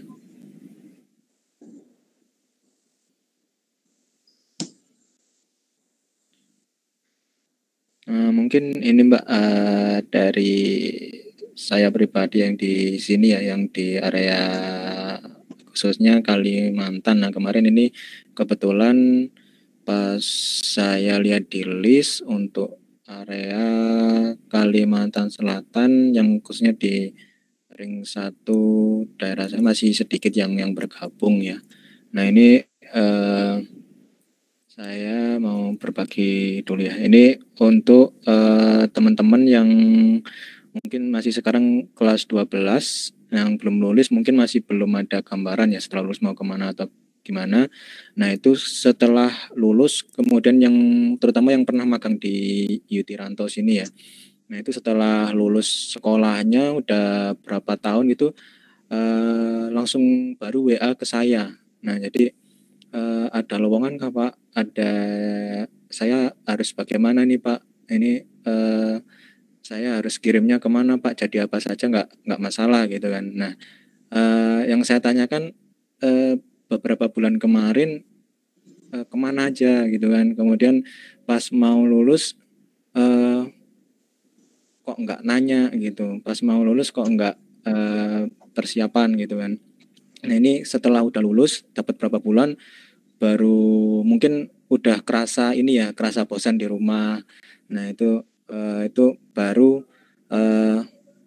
menghubungi ke perusahaan atau nyari kemana gitu ya untuk ada lowongan kah atau bagaimana cara membuat CV-nya. Nah itu mungkin nggak telat ya, lebih baik telat daripada nggak sama sekali ya gitu kan. Cuman sayang sekali beberapa bulan yang sudah terbuang itu, atau ada yang sudah juga 1 tahun lebih itu baru menanya bagaimana sih cara buat CV biar saya kepanggil ke perusahaan, karena sudah naruh-naruh CV lamaran tidak pernah kepanggil. Nah itu mungkin yang saya tanyakan bagaimana Mbak Elina untuk menumbuhkan ini ya rasa minat seperti itu ya. Minat itu bagi siswa-siswa yang mau lulus ya, terutama siswa-siswa SMK. Mungkin kalau siswa-siswa yang kuliah yang sudah mau lulus mungkin beberapa sudah punya minat karena mereka beberapa sudah ada yang pernah hidup sendiri kos, atau beberapa ada yang kuliah sambil bekerja ya, mungkin mereka sudah ada minat ketimbang teman-teman yang masih di SMK ya. Kemungkinan karena ya mungkin dari kecil sampai SMK banyak yang masih tinggal bersama keluarga seperti itu. Jadi untuk langsung terjun ke dunia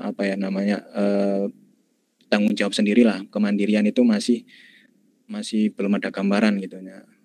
Mungkin bisa ini Mbak Elina. Oke ya. Jadi kalau anak SMK, saya wajar sih sebenarnya karena kan biasa hidup sama orang tua ya. Jadi kayak biasa enak gitu, makan udah ada yang nyiapin, butuh jajan udah dikasih uang kan kayak gitu ya kalau SMK. Kadang kalau dari kondisi internalnya mungkin kayak mendukung dia untuk berlama-lama di rumah, ya itu mungkin pendekatannya bisa ke orang tua sih. Jadi untuk anak-anak SMK yang mungkin berasal dari orang tua yang mungkin kayak kurang mampu, terbiasa bekerja keras, mungkin sudah ada gambaran, saya nggak mau nih bergantung terus ke orang tua. Tapi kan ada juga yang anak SMK tapi orang tuanya tuh mampu, jadi ya udah saya mau di rumah aja. Kan sebenarnya memang benar yang dibilang sama Mas Reri, sayang waktunya terbuang sia-sia, karena itu nanti juga akan jadi penilaian bagi recruiter, bagi HR. Kok habis lulus CV-nya tuh kayak kosongan ya, kayak nggak ada kegiatan apa-apa ya. Nah itu jadi untuk teman-teman, khususnya mungkin buat Bapak Ibu yang gimana sih cara menumbuhkan minatnya. Nah itu silahkan mungkin kalau dari Bapak Ibu guru, silakan ini pendekatan ke orang tua. Dan mungkin bisa juga kayak kerjasama ke orang tua, bilang, Pak Bu coba ini biar anaknya agak mandiri, mungkin uang jajannya dibatasin dulu gitu. Uang jajannya dibatasin dulu kan nanti dia akan kerasa tuh kayak, oh iya ya aku kalau nggak kerja tuh kayak nggak ada uang. Kalau nggak ada uang aku kalau mau beli-beli gimana dong, kan kayak gitu mulai terpikir, mulai muncul rasa ingin gimana caranya biar bisa dapat kerja kan kayak gitu. Jadi mungkin ke orang tuanya dulu yang pertama, karena memang anak itu kan masih ikut ke orang tua. Terus kalau di sekolah mungkin bisa juga kayak latihan kewirausahaan. Kan kayak anak-anak zaman sekarang kan banyak tuh yang usaha kayak online shop kayak gitu kan, ngerasa tuh kayak jualan terus habis itu dapat untung kecil-kecilan kan senang rasanya. Nah kayak gitu dulu. Jadi mungkin pendekatannya mungkin dalam tanda kutip uang dulu. Nah gampangnya gitu, diajarin gimana caranya, oh ternyata kalau punya uang itu rasanya senang ya, punya uang tuh rasanya enak, kalau mau beli apa-apa nggak usah minta ke orang tua. Mungkin mindsetnya dibikin itu dulu, karena kalau kita mau mindset hidup sukses apa kayak gitu kan agak sulit untuk anak SMK memang. Jadi mungkin kita bikin mindset yang general kayak, kamu kalau punya uang tuh rasanya enak loh kayak gitu. Tapi juga diajarin untuk gimana caranya biar bisa berusaha untuk mendapatkannya. Tapi berusaha dengan cara jujur loh ya, bukan berusaha dengan cara-cara yang tidak baik seperti itu. Jadi mindsetnya dulu, mindset ke anak-anaknya dulu yang silahkan untuk dilatih. Nah terus kemudian kalau misalkan kayak datang ke perusahaan kayak tadi dibilang Mas Reri, udah sekian bulan di rumah nggak apa-ngapain, datang ke perusahaan gitu, mungkin silakan, saya nggak tahu ya kebijakan perusahaan seperti apa, tapi mungkin bisa juga kayak jadi tenaga bantu dulu, kalau misalkan boleh ya di perusahaannya, karena saya juga nggak tahu boleh apa enggaknya. Misalkan jadi tenaga bantu dulu, ya udah kamu di sini misalkan magang dulu deh, tapi kamu nggak dibayar, kamu mau nggak gitu. Nanti kalau misalkan mau, ya nanti dinilai aja apakah anak ini layak apa nggak dipekerjakan. Atau kalau misalkan memang nggak bisa, ya udah bilang saja, oh ya udah mungkin kamu bisa berkarir di luar dulu, silakan tingkatkan skill kamu dulu, nanti kamu balik ke kita kayak gitu. Karena kan kayak perusahaan tempatnya kayak Mas Reri kayak gitu kan, kadang memprioritaskan orang daerah juga ya Mas ya. Kayak daerah ring 1, ring berapa kayak gitu. Nah, tapi kan dilihat juga skillnya. Karena skill ini penting. Perusahaan menggaji teman-teman itu kan ibarat kata kayak dibayar skillnya. Kamu dapat uang dari kita, tapi kita juga harus dapat sesuatu dari kamu. Terutama dapat skill, dapat kontribusi. Nah, itu mungkin dari teman-teman SMK itu sendiri silakan mulailah berlatih untuk bisa memberikan kontribusi ke lingkungan sekitar. Jadi kalau misalkan aku nyoba di perusahaan tapi kok belum dapat, nah itu silakan teman-teman berlatihlah untuk sering-sering berkontribusi. Jadi kayak sering ikut Karang Taruna atau sering ikut kegiatan apa kayak gitu yang menunjukkan kalau teman-teman paling nggak bisa bekerja gitu. Jadi bisa bekerja keras, bisa punya mindset untuk terus berkembang kayak gitu sih. Jadi kalau misalkan gimana biar minatnya naik, ya itu tadi sih sebenarnya harus ke orang tua dulu. Kasih pengertian bahwa anak ini sudah lulus, coba dong dilatih untuk mandiri kayak gitu. Terus di sekolah juga sering-sering bikin project gitu, project kewirausahaan, mungkin project lomba kayak gitu. Jadi anak-anaknya juga bisa semangat. Gitu sih, Mas. Oke, siap. Terus satu lagi ya, ini yang sering saya temukan di anak-anak SMK di sini ya, yang pernah magang juga, kemudian yang pernah saya tanyain juga ya. Nah itu saya pernah nanya nih, ini jurusannya TKJ, Teknik Komputer Jaringan contohnya, kemudian ada yang jurusan multimedia. Ketika saya tanya, kamu mau kemana? Mau kuliah Pak? Oh bagus, mau kuliah. Jurusan apa? Nah ini anak TKJ, aku mau jurusan akuntansi aja lah. Simpang jauh nih. Nah, terus kamu ngapain SMK-nya ngambil TKJ nih? Ya nggak tahu, pingin coba-coba aja. Berarti ini dong belum ada apa namanya tujuan gitu kan.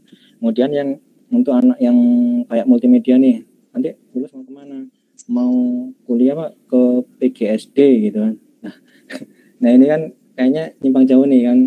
Yang awalnya dia masuknya ke jurusan TKJ SMK yang notabene SMK menyiapkan untuk di dunia kerja kan, untuk bagi tenaga yang siap kerja gitu kan. Jadi ketika lulus dia masih bingung nih dengan, sebenarnya kan dia sudah nggak perlu bingung lagi karena sudah punya skill dari SMK itu ya, yang siap mencetak tenaga yang siap kerja ya. Tapi di sini lain, ketika saya interview ke beberapa siswa, mereka malah seperti tidak membawa bekal apa-apa untuk menjadi tenaga yang siap kerja. Jadi mereka masih bingung mau kemana gitu kan. Jadi masih bingung, aku masih mau pengen nyoba lagi gitu. Jadi aku ke jurusan ini aja lah gitu. Nah ini mungkin bagaimana caranya ini ya, bagi siswa-siswa itu biar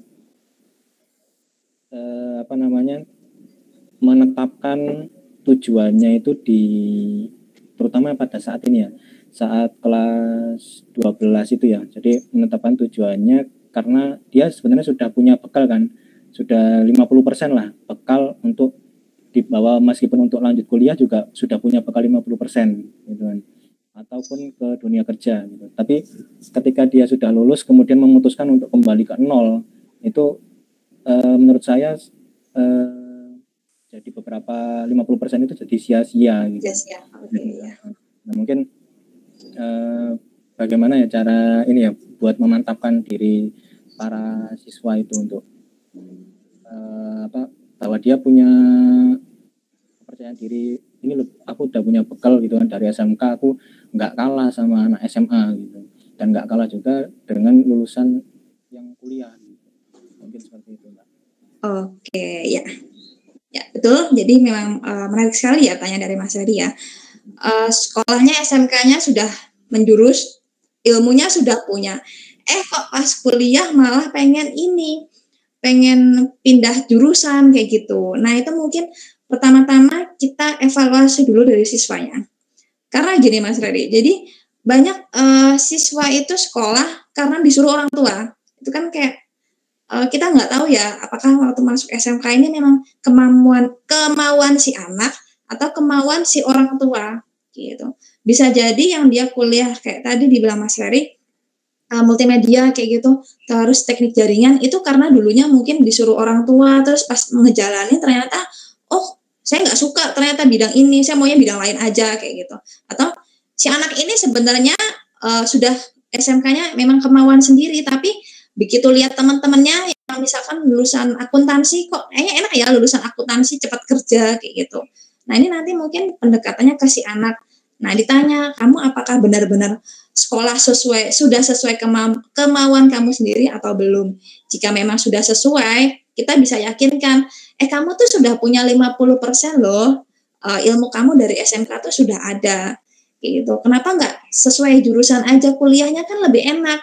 Karena kalau misalkan kuliah sesuai dengan jurusan SMK itu, kamu tuh kayak misalkan kamu di SMK udah dapat 40%, 50%. Kamu kuliah tinggal 50% lagi. Bahkan kayak kamu di kelas gitu kuliah, wah ini aku udah pernah belajar nih. Jadi kayak udah tahu gitu loh, kayak nggak perlu dari awal lagi. Itu sebenarnya lebih enak. Cuma ya balik lagi ke anaknya, kita harus tahu dulu apakah dia memang sedari awal minat di situ atau belum. Gitu. Terus mungkin memang kalau misalkan dari fenomena sekarang ini kadang juga kita lihat dari kebutuhan kayak tapi kan aku kuliah aku memang suka nih bidang ini tapi kayak kebutuhan kerjanya itu sedikit kayak gitu, atau kebutuhannya banyak tapi harus di Jakarta sedangkan orang tua tuh maunya di Kalimantan aja kan, kayak gitu kadang ada. Nah, itu nanti silahkan untuk adik-adik kembali ke dirinya, evaluasi untuk kedepannya apakah mau ngikutin apa kata orang tua atau ngikutin dari kata hati sendiri gitu. Jadi jangan sampai teman-teman terbiasa kata orang tua aku gini loh, ya boleh kita menurut dengan orang tua, tapi kita juga harus bisa menentukan langkah masa depan kita sendiri. Benar yang dibilang oleh Mas Rere, sayang loh kuliahnya udah menjurus tapi pas kuliah tiba-tiba mau ganti kayak gitu.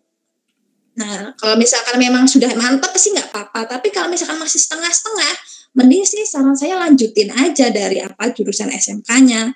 Kalau misalkan mungkin pas SMK materinya nggak lengkap kayak gitu, ya nggak apa-apa materinya pas SMK ini nggak lengkap. Tapi kalau misalkan memang sudah di situ, sudah misalkan jurusan multimedia kayak gitu, bisa juga kayak misalkan magang dulu gitu. Aku belum yakin nih mau kuliah apa, ya udah coba magang dulu. Magang dulu di mana sebagai misalkan asistennya dulu nih, misalkan kayak di apa ya, kayak di kayak pabrik-pabrik yang menyediakan jasa grafis kayak gitu. Nah, itu kayak coba magang dulu, nggak apa-apa nggak dibayar dulu, tapi kan teman-teman ngerasain, oh kalau jurusan ini nih kerjanya sebagai ini kayak gini loh ternyata rasanya. Jadi jangan buru-buru mengambil keputusan. Terus juga kalau misalkan kayak pengen benar-benar pindah, mantapkan hati dulu. Apakah memang itu sudah sesuai dengan hati nurani? Nanti SMK-nya multimedia, terus pas kuliah akuntansi, nanti pas kerja beda lagi kan, kayak gitu nanti malah gonta-ganti ya. Jadi kayak apa sih ini anak kok kayaknya nggak jelas gitu. Jadi silahkan untuk adik-adik kalau masih bingung dengan dunia kerja, adik-adik bisa coba magang dulu. Misalkan magangnya dapat posisinya nggak sesuai Kak gitu. Tapi kan ada rekan satu kerja. Aku mau magang sebagai tim multimedia tapi aku nggak dibolehin, bolehnya jadi admin doang. Ya nggak apa-apa. Kan di kantor kamu ada orang multimedia juga. Kamu lihat aja kerjanya kayak gimana. Itu udah sesuai belum sama apa yang kamu dapatkan di sekolah. Kayak gitu. Jadi intinya dunia kerja itu butuh orang yang selalu pengen berkembang. Plus juga nggak hanya teori saja. Kayak misalkan ini saya baca ringkas, konsep pembelajaran di Indonesia itu diulang-ulang, guru saya bilang begitu. Memang adik-adik pun kuliah nanti kurang lebih akan sama. Kayak misalkan di SMK adik-adik sudah dapat pelajaran kayak teknisnya seperti apa, kayak nanti kuliah juga dapat lagi, cuma mungkin akan lebih advance materinya. Tapi juga akan sama diulang-ulang. Karena apa? Karena pekerjaan pun seperti itu. Dunia kerja itu juga kayak gitu teman-teman. Kayak misalkan saya jadi kurikulum researcher gitu. Ya saya akan ke sekolah-sekolah terus, saya akan ngulik-ngulik kurikulum terus. Ya kayak gitu-gitu aja terus kerjaan saya. Diulang-ulang terus. Jadi sesuatu yang diulang-ulang itu tidak selalu buruk. Itu adalah untuk membuat teman-teman itu benar-benar paham ataupun matang tentang konsep. Jadi bukan ya habis belajar terus lupa bye-bye kayak gitu, enggak. Tapi juga teman-teman kalau bisa ya belajar terus yo paham, ditanya orang, oh iya aku ngerti nih belajarnya ini gitu. Walaupun memang saya sih kalau lihat SMK dan SMA itu buruknya adalah ini, pelajarannya itu komposisinya kayaknya hampir disamakan ya. Kayak SMK itu kan kayak harusnya paling banyak praktek, tapi malah kayak disamain pola belajarnya dengan SMA yang banyak teori di kelas. Harusnya lebih banyak praktek. Cuman kita kalau kondisi pandemi kayak gini nggak bisa ya dipaksakan. Nah itu nanti silakan dikembalikan ke Bapak Ibu Guru gimana caranya materi yang praktek itu dibuat biar bisa disampaikan secara online. Jadi biar siswa-siswa tuh terjaga terus semangatnya. Saya mau pokoknya belajar ini terus nih, biar semangat terus, biar nggak bosan ngantuk belajar teori terus. Nah mungkin bisa latihan praktek atau mungkin bisa prakteknya di rumah, gurunya datang ke rumahnya, kayak gitu kan bisa. Jadi intinya menumbuhkan minat siswa-siswa itu memang masih labil gampangannya, masih butuh dampingi aja terus sampai mereka merasa yakin untuk bisa berjalan meniti karirnya sendiri. Gitu. Ya, kurang lebih seperti itu Mas Reri. Mungkin ada yang mau ditambahkan lagi? Silakan yang mau ditanyakan lagi, masih ada 10 menit. Ya, masih ada 10 menit untuk adik-adik ataupun Bapak Ibu mau bertanya boleh. Ini dari siapa nih? Di Ahmad Rafi ya. Apa nih? Paparkan nomor WA. Nomor WA. Tanya di sini aja, mendingan langsung aja. Tapi saya gabung kok ke grup itu. Kalau misalkan mau nanya ya nggak apa-apa sih. Tapi kalau misalkan mau nanya di sini ya mending tanya di grup aja. Jadi nanti teman-teman lainnya juga tahu solusinya gimana. Pokoknya gitu ya. Kalau hard skill itu kemampuan teknis itu pasti dicari perusahaan. Tapi juga jangan lupakan kemampuan soft skill. Karena sepintar apapun teman-teman, sejago apapun dalam teknisnya, kalau teman-teman soft skill-nya buruk, teman-teman itu juga pengaruh ke penilaian. Karena kalau dari pengamatan saya juga banyak teman-teman kayak gitu. Mereka pintar-pintar, jago-jago, tapi secara soft skill mereka kurang. Kurangnya apa? Mereka secara komunikasi kurang. Mereka sukanya kerjanya sendiri, nggak suka kerja bareng-bareng kayak gitu. Otomatis ya recruiter ataupun HR tuh lihat buat apa saya memperkerjakan orang hanya pintar tapi nggak bisa bekerja sama kayak gitu. Jadi dua-duanya kalau bisa saling beriringan, tidak hanya mentingin hard skill saja atau misalkan mentingin soft skill aja, tapi keduanya harus berjalan beriringan begitu. Terus kalau misalkan belajaran di SMK kurang, di sekolah tuh kayaknya kurang Kak belajarnya. Ya ini eranya digital memang. Eranya digital, silakan teman-teman cari-cari aja. Jadi daripada teman-teman mungkin cuma ngegame atau misalkan main TikTok kayak gitu. Nah, mungkin bisa dimanfaatkan misalkan dalam sehari teman-teman alokasikan waktu untuk cari-cari materi tentang pekerjaan, tentang dunia kerja. Sering-seringlah buka portal job portal. Jadi job portal itu ada banyak kan, ada Job Street, ada Job Like ID, ada Glints. Jadi kayak googling job portal di Indonesia itu keluarnya banyak banget. Nah, silakan teman-teman alokasikan waktu untuk sering-sering searching.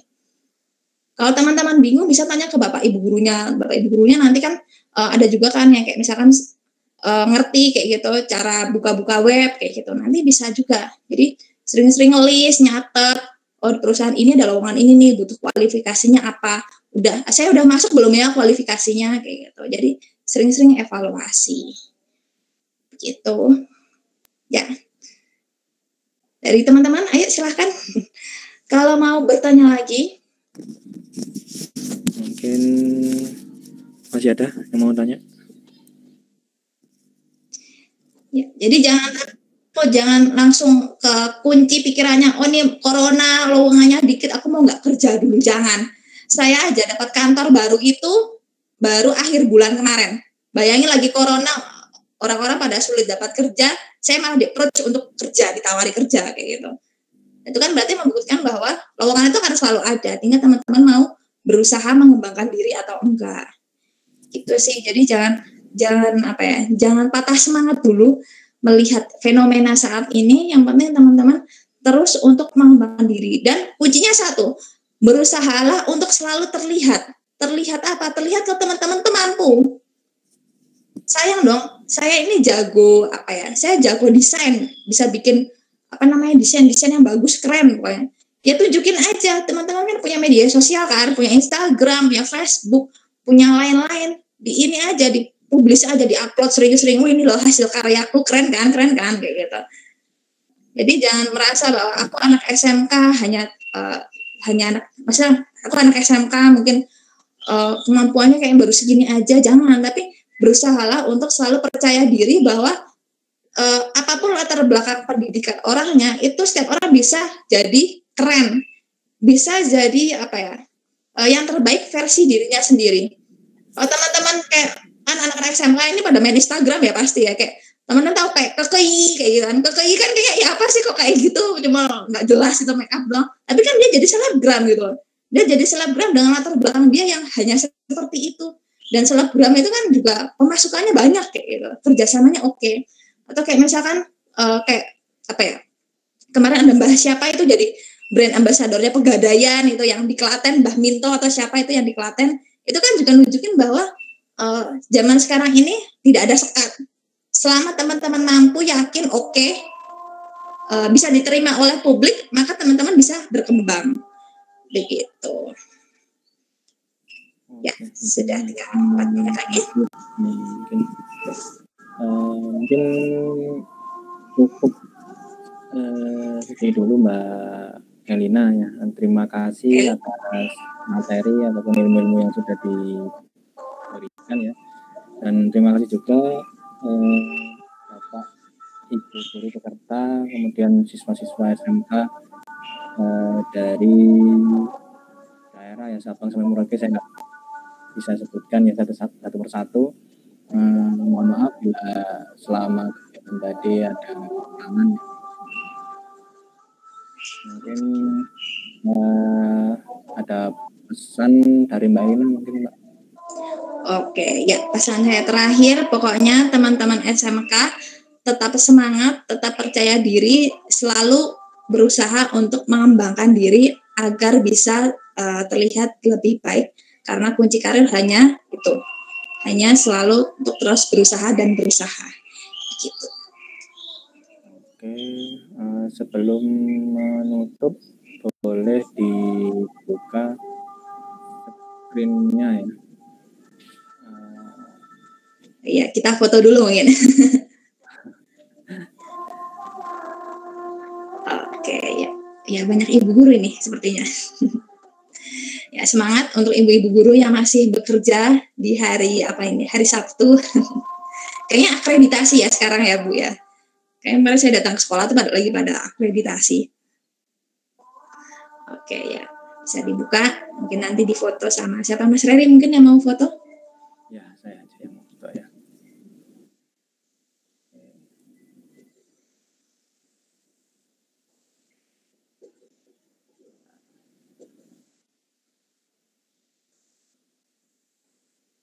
Oke, 1, 2, 3. Oke, terima kasih. Nah, Mbak Elina, Bapak Ibu guru, adik-adik siswa sekalian, terima kasih. Wassalamualaikum warahmatullahi wabarakatuh. Selamat siang. Bisa dimatikan. Oke, ya terima kasih juga Mas Reri, Bapak Ibu guru, teman-teman semua, adik-adik. Terima kasih yang sudah berkenan datang di kesempatan kali ini. Selamat siang, saya tutup. Assalamualaikum warahmatullahi wabarakatuh. Yang penting lah tampilannya kita, nama saya lah ada mulai awal sampai akhir. Saya izin live ya.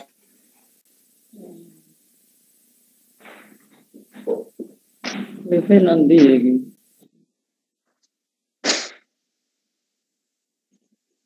Live nanti.